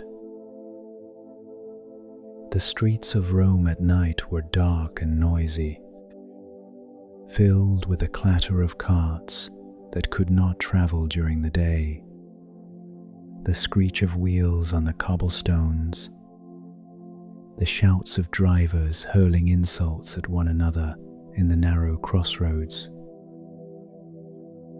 Rome by night was no quiet place. But above Rome, above that noise and that nocturnal chaos, the sky was the same serene sky as ever. And there were people in Rome who gazed at it with particular attention. Not professional astronomers, who are relatively few in number these days, but poets. The great Latin poets who lived and wrote around the reign of the first emperor, Augustus, in that extraordinary period of Roman literary history that scholars call the Golden Age. Virgil, Horace, Ovid, three voices that resounded in Roman antiquity with a force that time has not diminished, but has, if anything, made even clearer. And the three, each in their own way, gazed at the night sky and found in it material for their verses, for their reflections on the universe is greater than even clearer. And all three, each in their own way, gazed at the night sky and found in it material for their verses, for their reflections on love, life, death, the passing of time, the place of humankind in the great fabric of the cosmos. Horace, in his odes, that collection of poems of such precision and musicality that they remain the subject of admiration and study 20 centuries after they were written, looks at the night sky and reflects on the brevity of life. Carpe diem, seize the day, is his most famous advice. But the night also has its own Horatian carpe diem, its own invitation to be present, not to waste the hours on worries that time will carry away anyway. Horace gazed at the moon and thought of his friends, of the wine they shared, of conversation that is worth more than any wealth, of the simple pleasures that are, in the end, the only pleasures that remain when all else has gone. And Ovid, the most irreverent and the most ingenious of the three, the poet who was exiled by Augustus to the shores of the Black Sea in the year 8 AD, and who spent the rest of his life longing for Rome from that cold exile, wrote letters in verse to his friends from the darkness and cold of the Euxine Sea, to his wife, to the emperor who never forgave him, And in those letters, which are also poems of heart-rending tenderness, the moon appears as a messenger, as the only being who can travel between the place of exile and the beloved city, who can see Rome and then illuminate the barbarian shores of the north with the same light, thus being a silver thread that unites what human politics has separated. There is something in that image of Ovid's exile that speaks of a very universal experience. The experience of separation, of being far from what one loves. And the moon that Ovid saw from the shores of the Black Sea, exactly as his friends saw it from Rome, was proof that despite the distance, something remained shared. Something could not be entirely separated. Something remained common. Tonight, the same moon that Ovid saw from his exile hangs over the world. Not exactly the same, because more than 2,000 years have passed and the moon has aged a little, as everything ages, but fundamentally the same, with the same face as always turned towards us, because the moon orbits the earth in the same time it takes to rotate on its own axis, which means it always shows us the same hemisphere, always the same familiar face with its dark seas and its illuminated highlands. A face we have known since childhood without ever having learnt its name. A presence so constant that we sometimes forget it is there,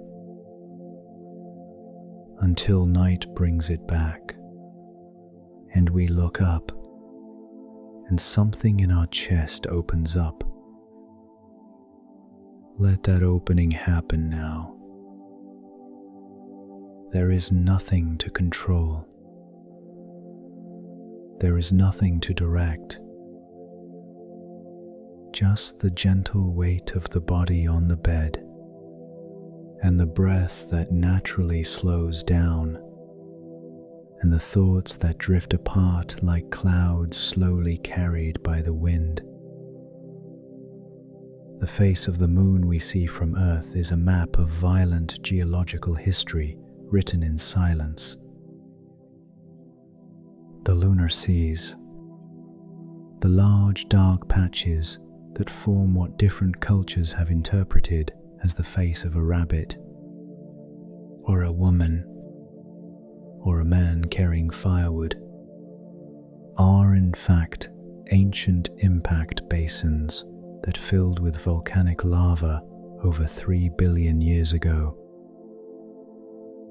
The Mare Tranquillitatis, the Sea of Tranquility, one of the largest and darkest on the visible side, was the place where, on 20 July 1969, the Apollo 11 lunar module gently touched down on the lunar surface, and 2 human beings, Neil Armstrong and Buzz Aldrin, set foot on another world for the first time.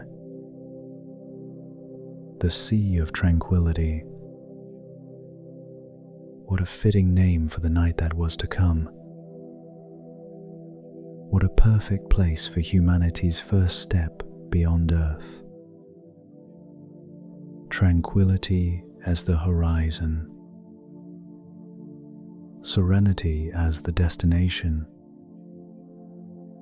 On that night, in July 1969, whilst Armstrong and Aldrin walked upon the grey dust of the moon, a third person, Michael Collins, waited for them in the command module orbiting the moon at a height of 100 kilometers.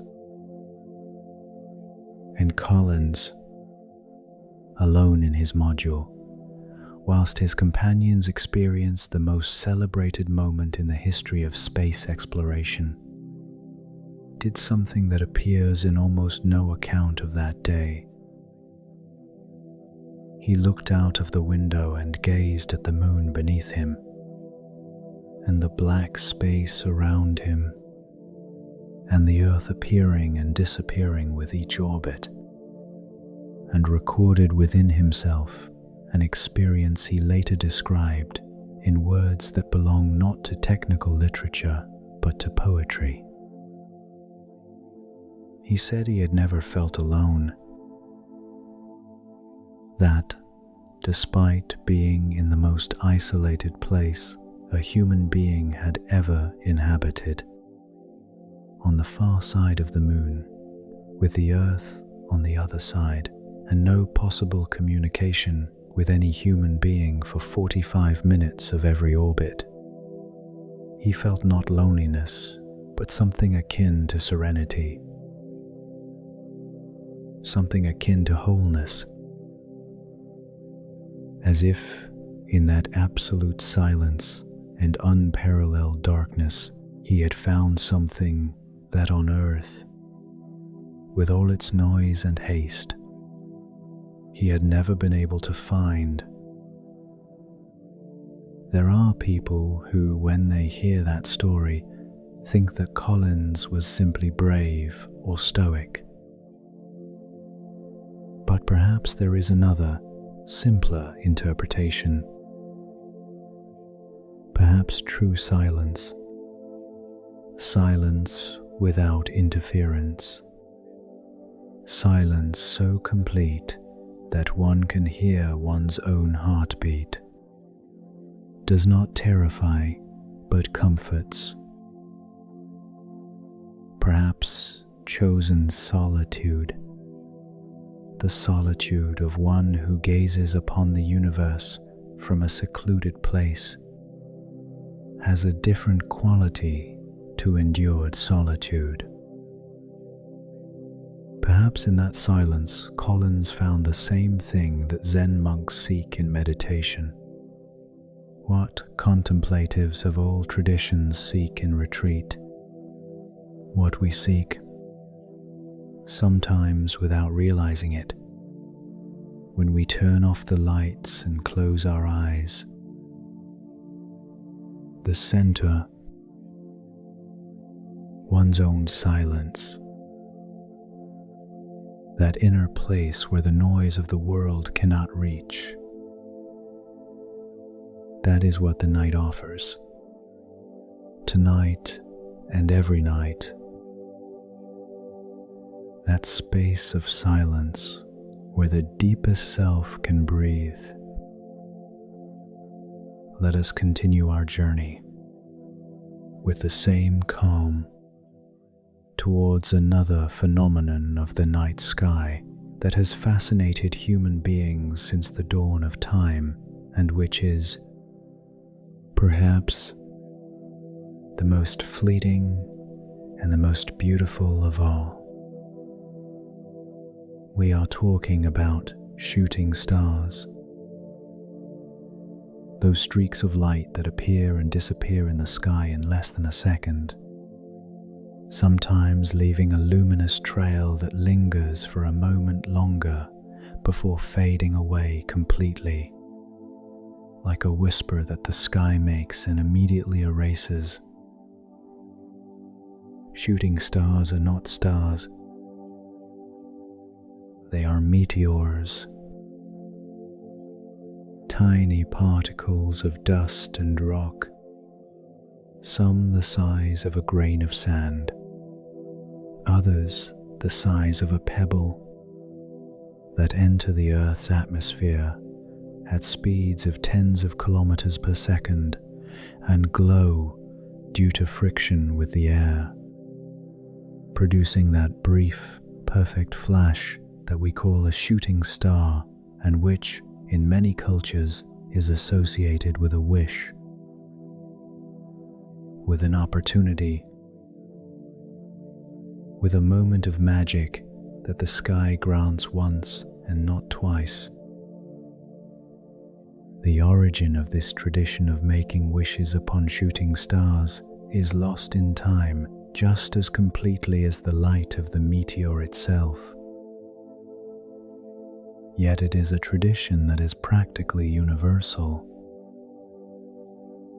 In medieval Europe, it was believed that when a shooting star crossed the sky, it was a sign that the celestial spheres had momentarily opened, and that in that instant of opening, human wishes could rise directly to the ears of God. In some South American cultures, shooting stars were the souls of the dead, returning briefly to the world of the living to visit their loved ones. And the flash was the moment of the encounter, swift and unrepeatable like all true encounters. In ancient Egypt, meteors were the tears of the goddess Nut, the goddess of the sky, who wept for her children. In Greek tradition, they were a sign that the gods of Olympus had slightly lifted the veil, separating the divine world from the human world. And in that instant of lifting, some of the divine power filtered downwards in the form of light. In Japan, shooting stars were, like so many ephemeral things in Japanese culture, occasions for contemplation rather than for wishing, moments to record transience with a melancholic and serene gratitude. But in all cultures, in all eras, the instinct was the same: to look up, to hold one's breath, to let the heart race a little at that unexpected flash. And then, in the silence that follows, to feel something that has no exact name, but which closely resembles wonder. That capacity for awe which philosophers since Aristotle have identified as the origin of all thought, as the root of all the quest for knowledge, as the most fundamental emotion of human experience. Meteor showers occur at predictable times of the year, when the Earth's orbit crosses the trail of dust and rock left by comets as they circle the Sun. In August, the Perseid meteor shower, so called because the meteors appear to come from the direction of the constellation Perseus, can offer, on the most active nights, dozens of shooting stars per hour. In November, the Leonids, which in certain exceptional years produce veritable meteor storms with hundreds or even thousands of flashes per hour, filling the sky with lines of light that cross and chase one another with an intensity that witnesses of major Leonid events have described as hypnotic, almost impossible to believe. On the night of 13 November 1833, that year's Leonid meteor shower produced what is perhaps the most extraordinary meteor display for which we have detailed historical records. Witnesses across North America described a sky that seemed to be raining fire, with tens of thousands of meteors per hour, a spectacle that lasted several hours and left everyone who saw it, from farmers in the fields of Ohio to fishermen on the coasts of Maine, speechless and with a shared certainty that they had witnessed something that did not belong to the normal order of things. Many people believed that night that the end of the world had come, that the sky was falling, that the stars, of which the Bible speaks in the book of Revelation as signs of the end, were indeed falling. There was weeping and prayer and panic in many places, but there were also people who simply watched, who sat in the cold of the November night and watched the spectacle without trying to interpret it, without seeking apocalyptic or scientific meaning in it, just with their eyes wide open and their hearts pounding with wonder. And those people, the ones who simply watched, probably experienced that night in the fullest way. There is much to learn from that, from the ability to simply look without interpreting, from being present in the face of something wonderful without immediately seeking an explanation or a meaning or a use for it. The meteor shower of 1833 is a reminder that the sky, from time to time, offers spectacles that ask nothing of us. Only our presence, only our open eyes, only that inner silence from which wonder can arise. Your breathing has grown deeper. You notice it, perhaps, in the way the air flows in and out with less effort, more naturally. With that rhythm, the body adopts of its own accord when the mind begins to let go. There is nothing to do with that process but observe it. The chest rising and falling, the silence between one breath and the next, that fleeting instant of absolute stillness that occurs between the end of each exhalation and the beginning of the next. An instant of nothing, a perfect instant. We now move on to another corner of human history and the night sky, to a period and a place that few would immediately associate with the poetic contemplation of the heavens, but which produced some of the most beautiful and intimate texts on the experience of gazing at the stars. We are in 16th century Europe, in the years following the publication of Copernicus's work, when the Copernican revolution was still in its early decades and the European intellectual world wavered between fascination and outrage at the idea that the earth moved and the sun stood still. Against this backdrop of intellectual upheaval, a brilliant young man born in Denmark in the year 1546 made a decision that would change the history of astronomy. His name was Tycho Brahe, and he decided to devote his entire life to something that astronomers of his time considered secondary and almost mechanical: the systematic, meticulous, and absolutely precise observation of the positions of the stars and planets in the night sky.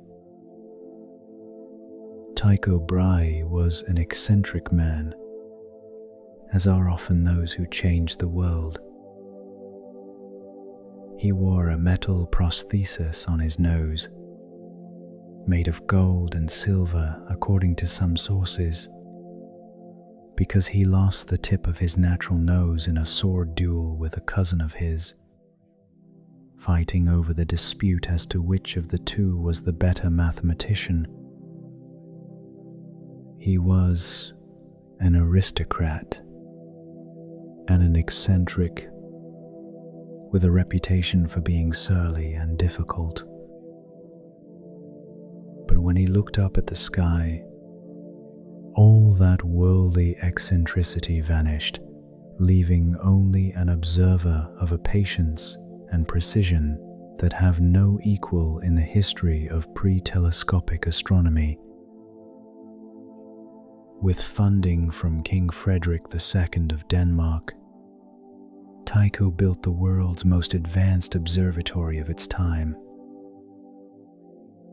On the island of Fyn, in the Øresund Strait between Denmark and Sweden, he named it Uraniborg, the castle of Uranus, the deity of the heavens. And for more than 20 years, from 1576 to 1597, Tycho and his assistants observed the sky night after night, recording the positions of planets and stars with their precision quadrants and sextants with a degree of accuracy that would not be surpassed until the invention of the telescope decades after his death. The nights on Høvand must have had a special quality. The island is small, surrounded by dark water, with the Scandinavian sky above it, sometimes clear with that cold, perfect clarity of northern skies, at times covered by clouds for days on end, with the rain beating against the walls of the observatory whilst Tycho waited with the patience of one who knows that the sky always clears again. And when it did clear, when the clouds withdrew and the Baltic night sky appeared in all its grandeur, the observatory sprang into action with an efficiency and focus that would last until dawn. What Tycho Brahe built up over those nights was not merely a star catalogue, though it was that too. It was something more fundamental. It was the most precise and comprehensive set of data in existence on the motion of the planets. A dataset so precise that a young German mathematician named Johannes Kepler, who was Tycho's assistant in the final years of his life, was able to use those observations to formulate the 3 laws of planetary motion that bear his name and which constituted the first great step towards modern physics. Kepler and Tycho, an unlikely pair. The aristocratic Scandinavian astronomer with his metal nose and his eccentricities, and the German mathematician from a humble background, sickly, with a difficult character in his own way too, but with a mathematical mind of extraordinary depth. The two needed one another without ever quite getting on. And from the meeting of Tycho's observant patience with Kepler's mathematical intuition, something was born that neither of them could have created alone. There is a lesson in this that goes beyond the realm of the history of science. The lesson that great insights, great revelations, great works are often born from the meeting of complementary people, between ways of seeing the world that need one another even though they appear to contradict each other. Like heaven and earth, like the moon and the sun,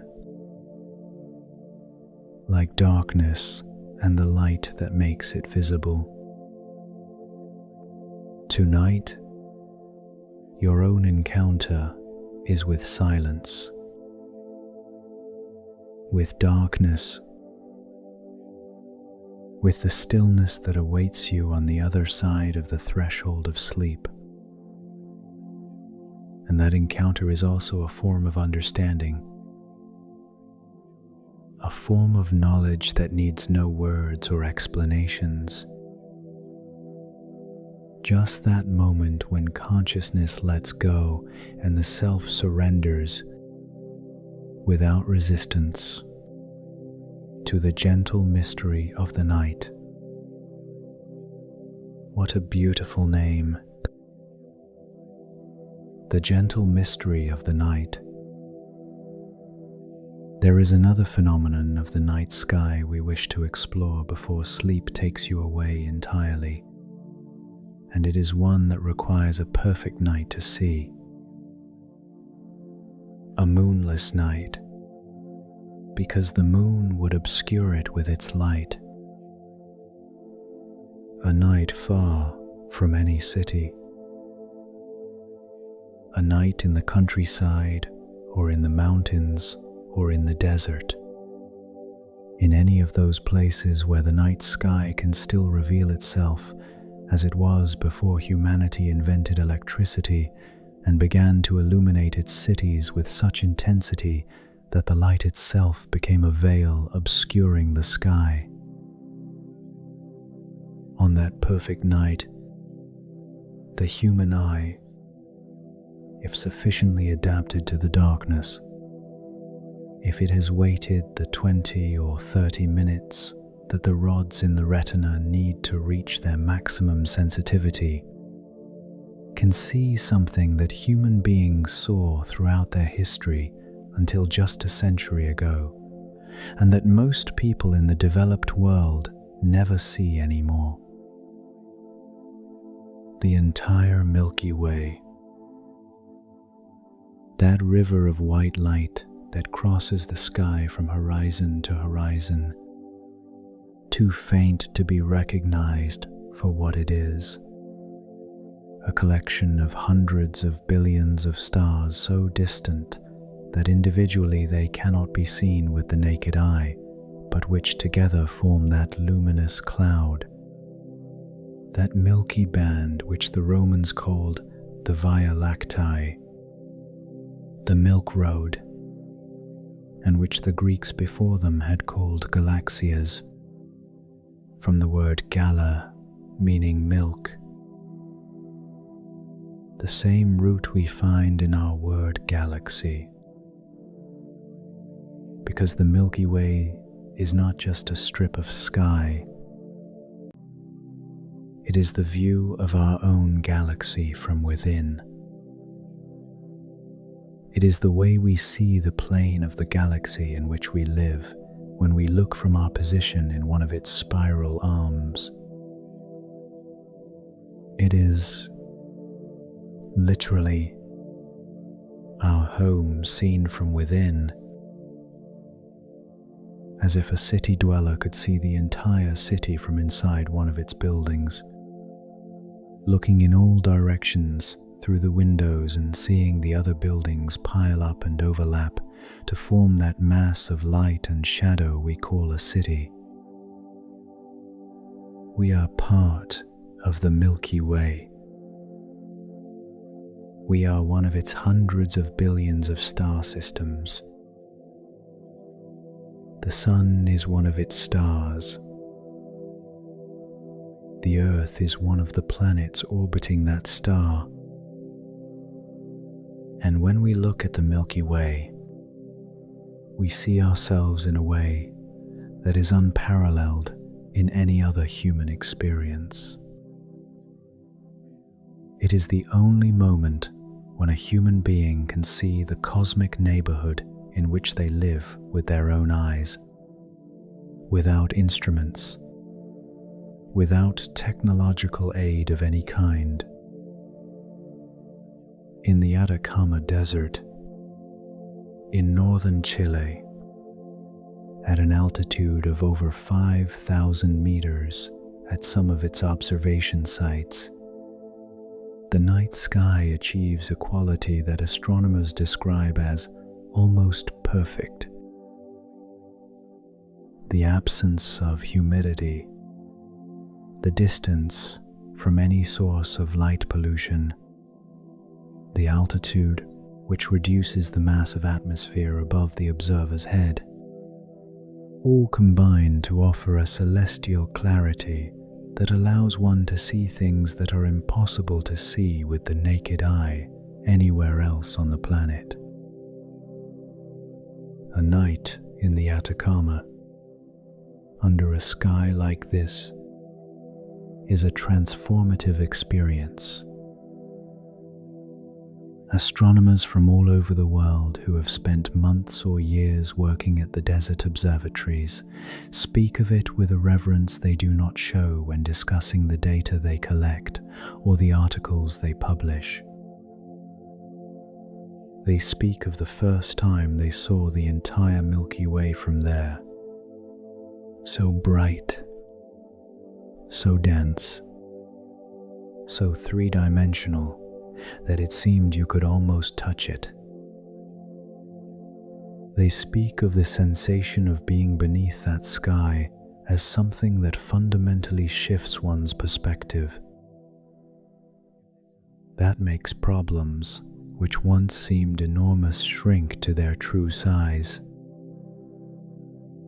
That makes the everyday world, with all its urgency and noise, suddenly seem very distant and very small. You don't need to go to the Atacama for that to happen. It can happen, to some extent, on any clear night, anywhere where the sky is visible.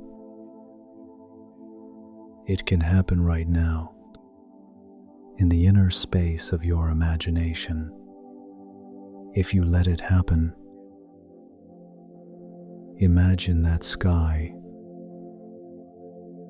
Imagine the Milky Way above your head, wide and luminous, crossing the firmament from east to west with that density of light that seems solid. Imagine the individual stars on either side, some bright and steady, others twinkling, some a cool white, others a soft yellow, some, the most unusual, a steely blue that speaks of impossible temperatures on their surfaces. Imagine the silence of that perfect night. No wind, no human sound, only perhaps the song of a distant cricket or the hooting of an owl in the nearby woods. In that silence and in that light, the body knows what it has to do, is greater than the nervous system, which throughout the day never stops processing stimuli, responding to messages, anticipating tasks, managing emotions, holding conversations. That nervous system, which has been searching for hours for the moment to let go, finds it beneath the night sky.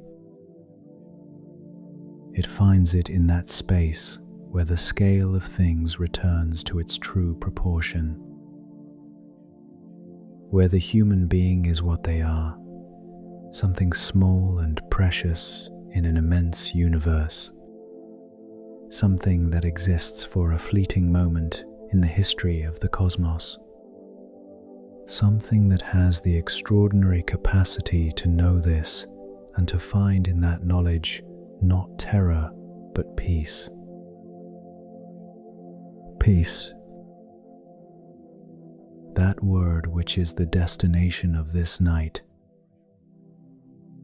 The place towards which this whole journey has been leading us without haste. Through time and across continents and cultures, through stories and observations and mythologies, always in the same direction. Towards the center, towards silence, towards the place where nothing is needed anymore. On summer nights in the northern hemisphere, when the Milky Way is at its highest and most splendid, there is one particular point in the sky that deserves special attention. It is the galactic center, the heart of the Milky Way, the place towards which all the spiral arms of our galaxy point, the nucleus around which everything revolves, including our Sun, which takes 200 million years to complete a full orbit around that center. 200 million years. A period so long that the human mind cannot truly comprehend it. It can only approach it with wonder and something akin to vertigo. That galactic center lies in the direction of the constellation Sagittarius, the archer in the summer sky. And at its very core, hidden from direct view by clouds of interstellar dust, but detectable with radio and X-ray telescopes, there is something astronomers call Sagittarius A, a supermassive black hole with a mass of approximately 4 million times that of the Sun. 4 million suns condensed into a point whose radius is barely a few times that of the Sun itself. An object of such extreme density and gravity that nothing, not even light, can escape from it once it crosses its event horizon. And yet, the presence of that black hole at the center of our galaxy neither crushes nor destroys us. We are 26,000 light years away from it, a distance so great that its gravitational influence on our solar system is practically nil. What it does is sustain us. Together with the total mass of the galaxy, that active nucleus helps to maintain the structural cohesion of the Milky Way, to keep it as a galaxy and not as a random scattering of wandering stars in empty space. It is the center of gravity that holds us together, the invisible heart that beats in the darkness and makes our existence possible. There is a metaphor there for those who wish to see it. That of the invisible center that sustains without imposing itself. That of the dark heart that nevertheless makes light possible. That of gravity as a form of love, something that attracts, that sustains, that keeps things together without us being able to see it directly, only infer it from its effects. Tonight, as you get ready for bed, Trust in the invisible centers that hold you up, in the bonds that aren't always visible but are there, in the forces that keep your world coherent even when everything seems to be falling apart. The night has its own gravity, its own invisible center, and that center tonight is you, in your room, in your bed, breathing slowly, letting yourself be held. Let us pause gently on our journey to visit a culture that has one of the most intimate and poetic relationships with the moon in all of human history. We are in ancient India, sometime between the 4th and 7th centuries AD, during the Gupta Empire, which historians consider the golden age of classical Indian culture. During this period, mathematics, astronomy, medicine, philosophy, and, above all, for our purposes tonight, a poetic tradition that has the night sky as its favorite setting. The great poet Kalidasa, considered the Shakespeare of Sanskrit literature, probably lived and wrote in the 5th century AD, although his life is so shrouded in legend that scholars dispute almost every biographical detail. What is not disputed is the extraordinary quality of his work and the way in which that work uses nature, the sky, the moon, the stars, the clouds and the seasons as a poetic space of unparalleled richness. In his poem Meghaduta, The Cloud Messenger, Kalidasa tells the story of a yaksha, a supernatural being who has been banished from his heavenly home and separated from his beloved for a year of penance. Alone in the hills of central India, the yaksha sees a cloud passing northwards, towards the Himalayas, towards the city where his beloved awaits him. And he entrusts a message to that cloud. He asks it to travel north, to cross the valleys and mountains, to pass over rivers and forests, to reach the city of Alaka on the slopes of the Himalayas, and to tell his beloved that he loves her, that he awaits her, that the exile is ending, that there is love beyond separation. Throughout the poem, the yaksha describes the path the cloud must follow, and that description is both a geography of India and a geography of the human heart. Every mountain, every river, every city has its counterpart within the solitary lover. And the sky, with its clouds and its moon and its stars, is the space through which both human messages and the emotions that drive them travel. Kalidasa writes about the moon with an intimacy that very few poets from any culture have achieved. For him, the moon is not a celestial body, but an almost personal presence, something with a character of its own, capable of feeling and of compassion, capable of accompanying the solitary lover in his night watch and of carrying its light to the closed eyes of the beloved who sleeps far away.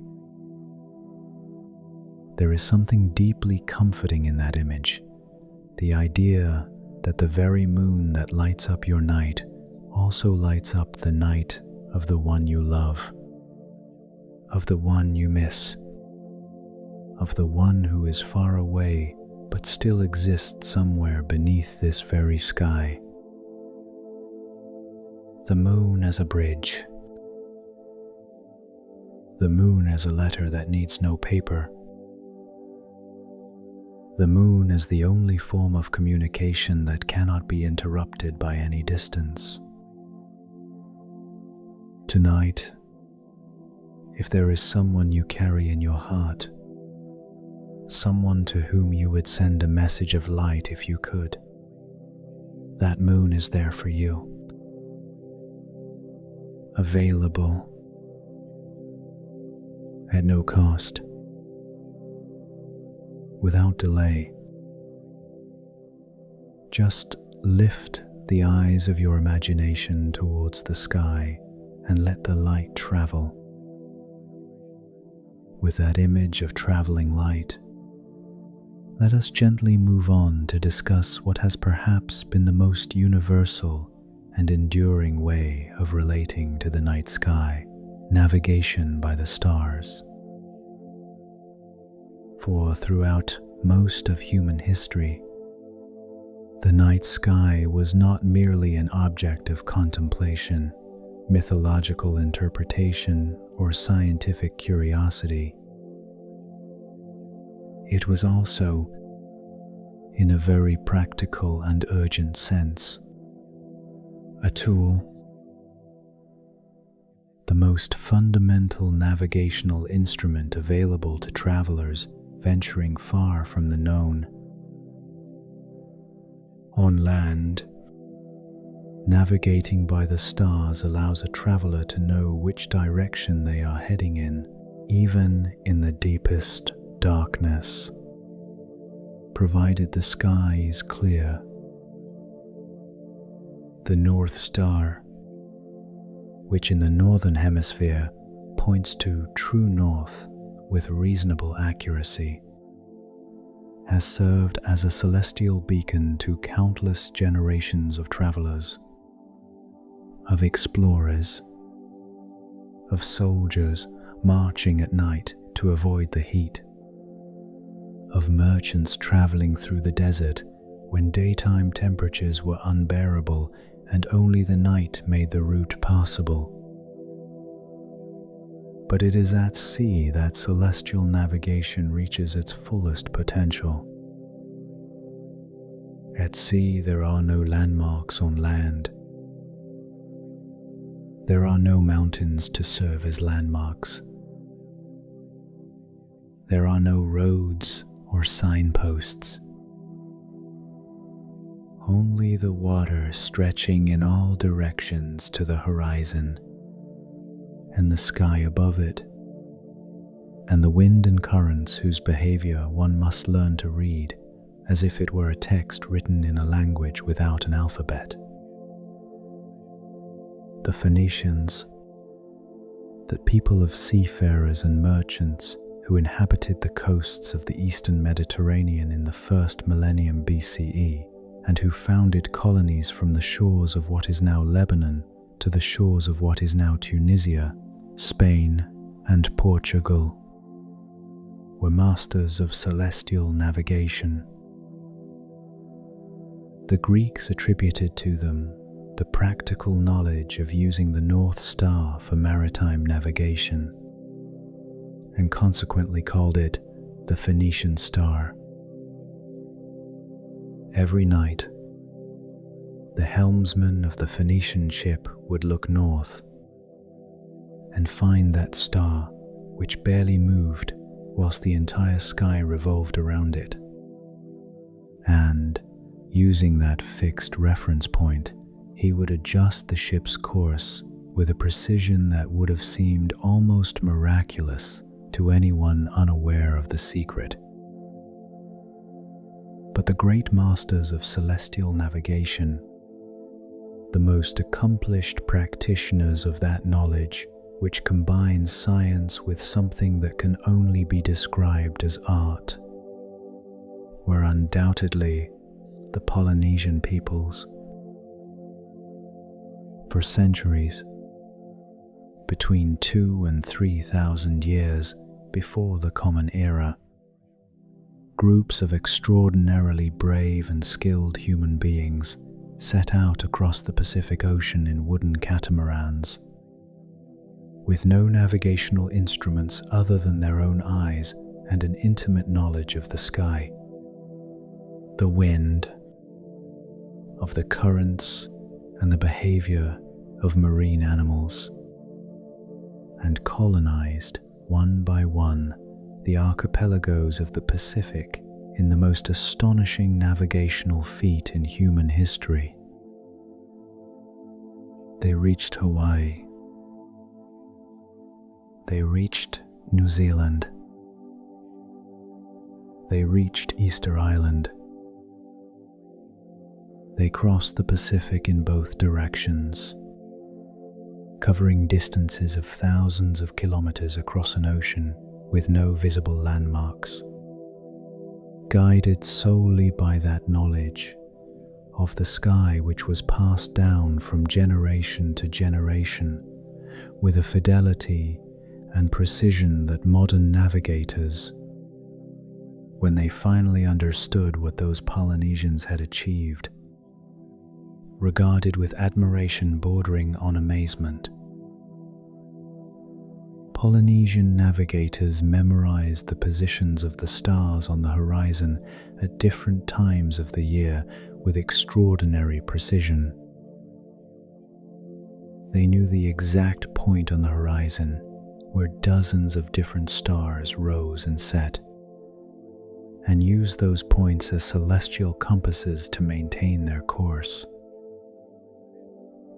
At night, the catamaran's helmsman would keep a particular star over his right shoulder, or over his left shoulder, or directly over the bow, and thus knew with certainty which direction he was traveling in. When that star rose too high in the sky to serve as a horizon reference, he would replace it with another whose rising position he knew with equal precision. And so the journey continued, hour after hour, night after night, with that memorized celestial map as his sole guide across the infinite sea. There is something of that trust in the heavens that we can bring to this night. The trust that the heavens know what they are doing, that there is an order out there that functions with a reliability that surpasses any human instrument. The stars rise and set where they have always risen and set. The planets follow their orbits with a punctuality that Polynesian navigators knew better than their own names. The universe, on its grandest scales, is of a constancy that inspires confidence. That invites us to let go of control. That reminds us that not everything depends on us, that there is a cosmic mechanism that works without us having to oversee it. That mechanism is at work tonight too. The stars are in their places. The planets follow their paths. The moon, whatever its phase, does what it always does. And you can rest within that immense order, confident, without tension, like the Polynesian catamaran that lets itself be carried by the ocean whilst the helmsman reads the sky. The darkness of your room is gentle. The The silence around you is kind. The breath rising and falling in your chest is the surest sign that you are well, that the body is doing its work, that life continues to flow without you having to do anything to sustain it. Let us now draw near, gently, to the end of this nocturnal journey.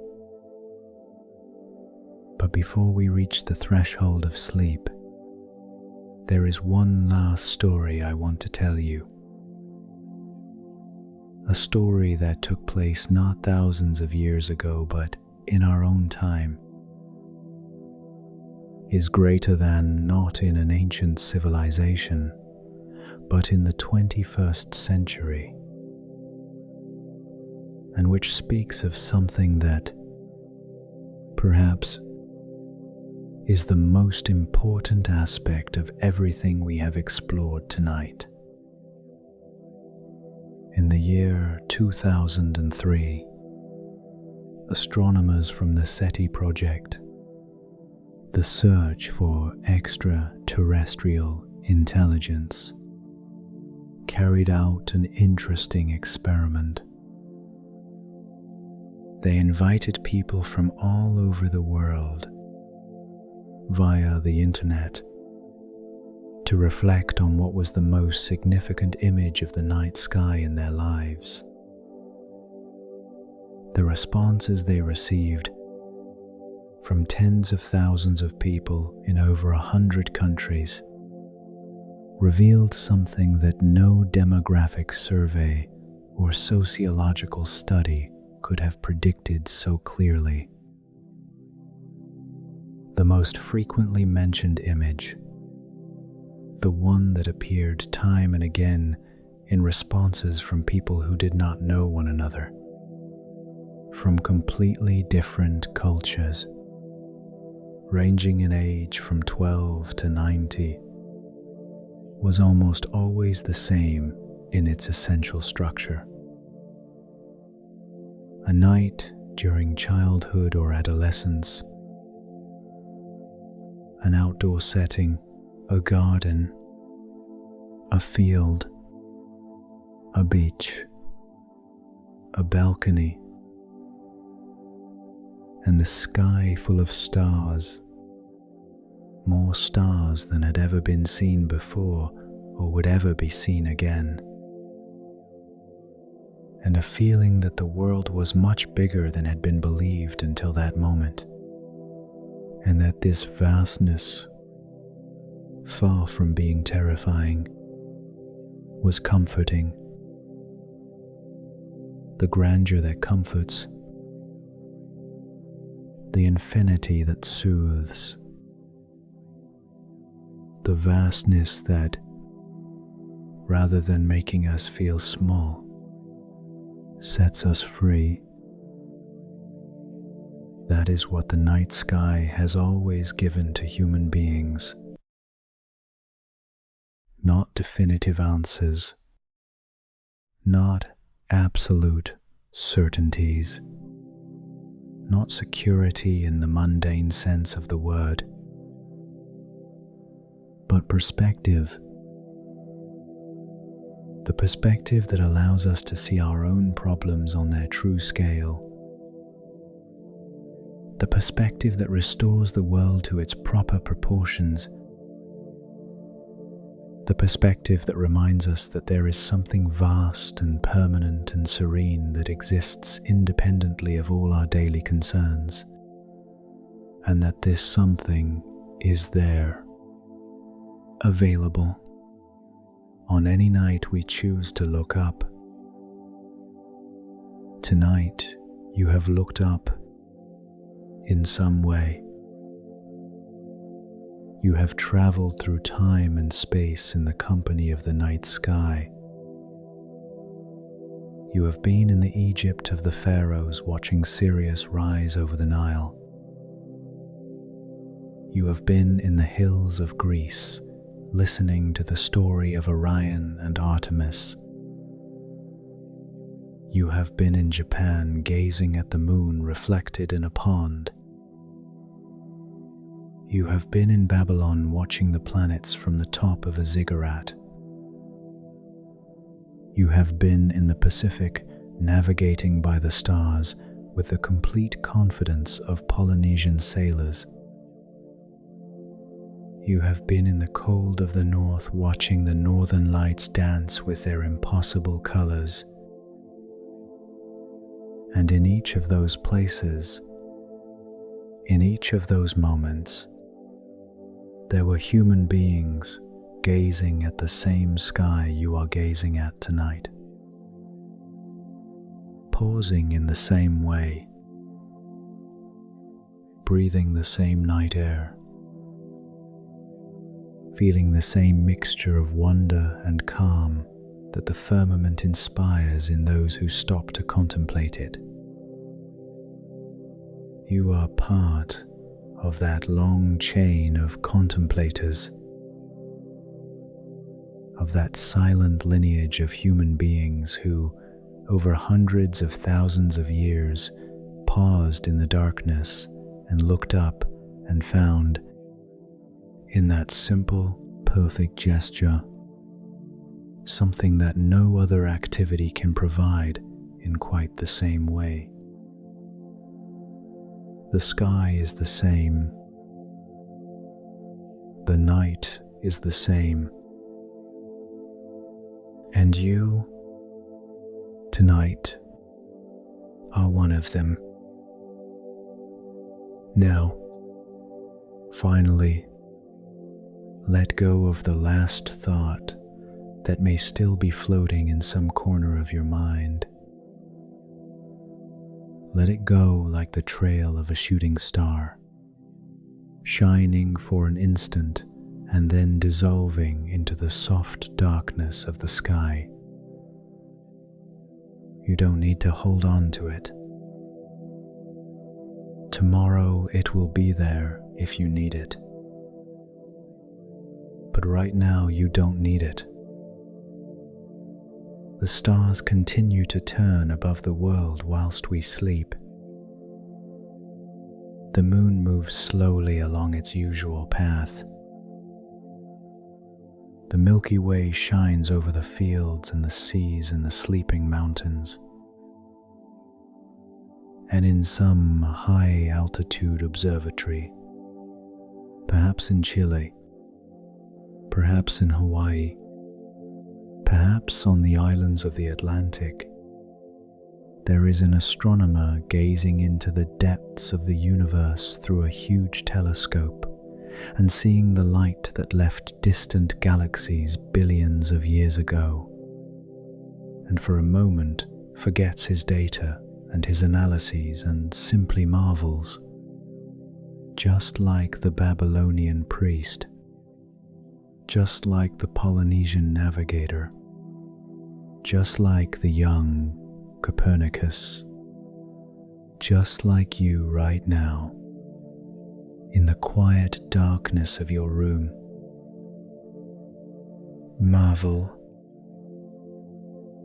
rest. We are stardust that dreams,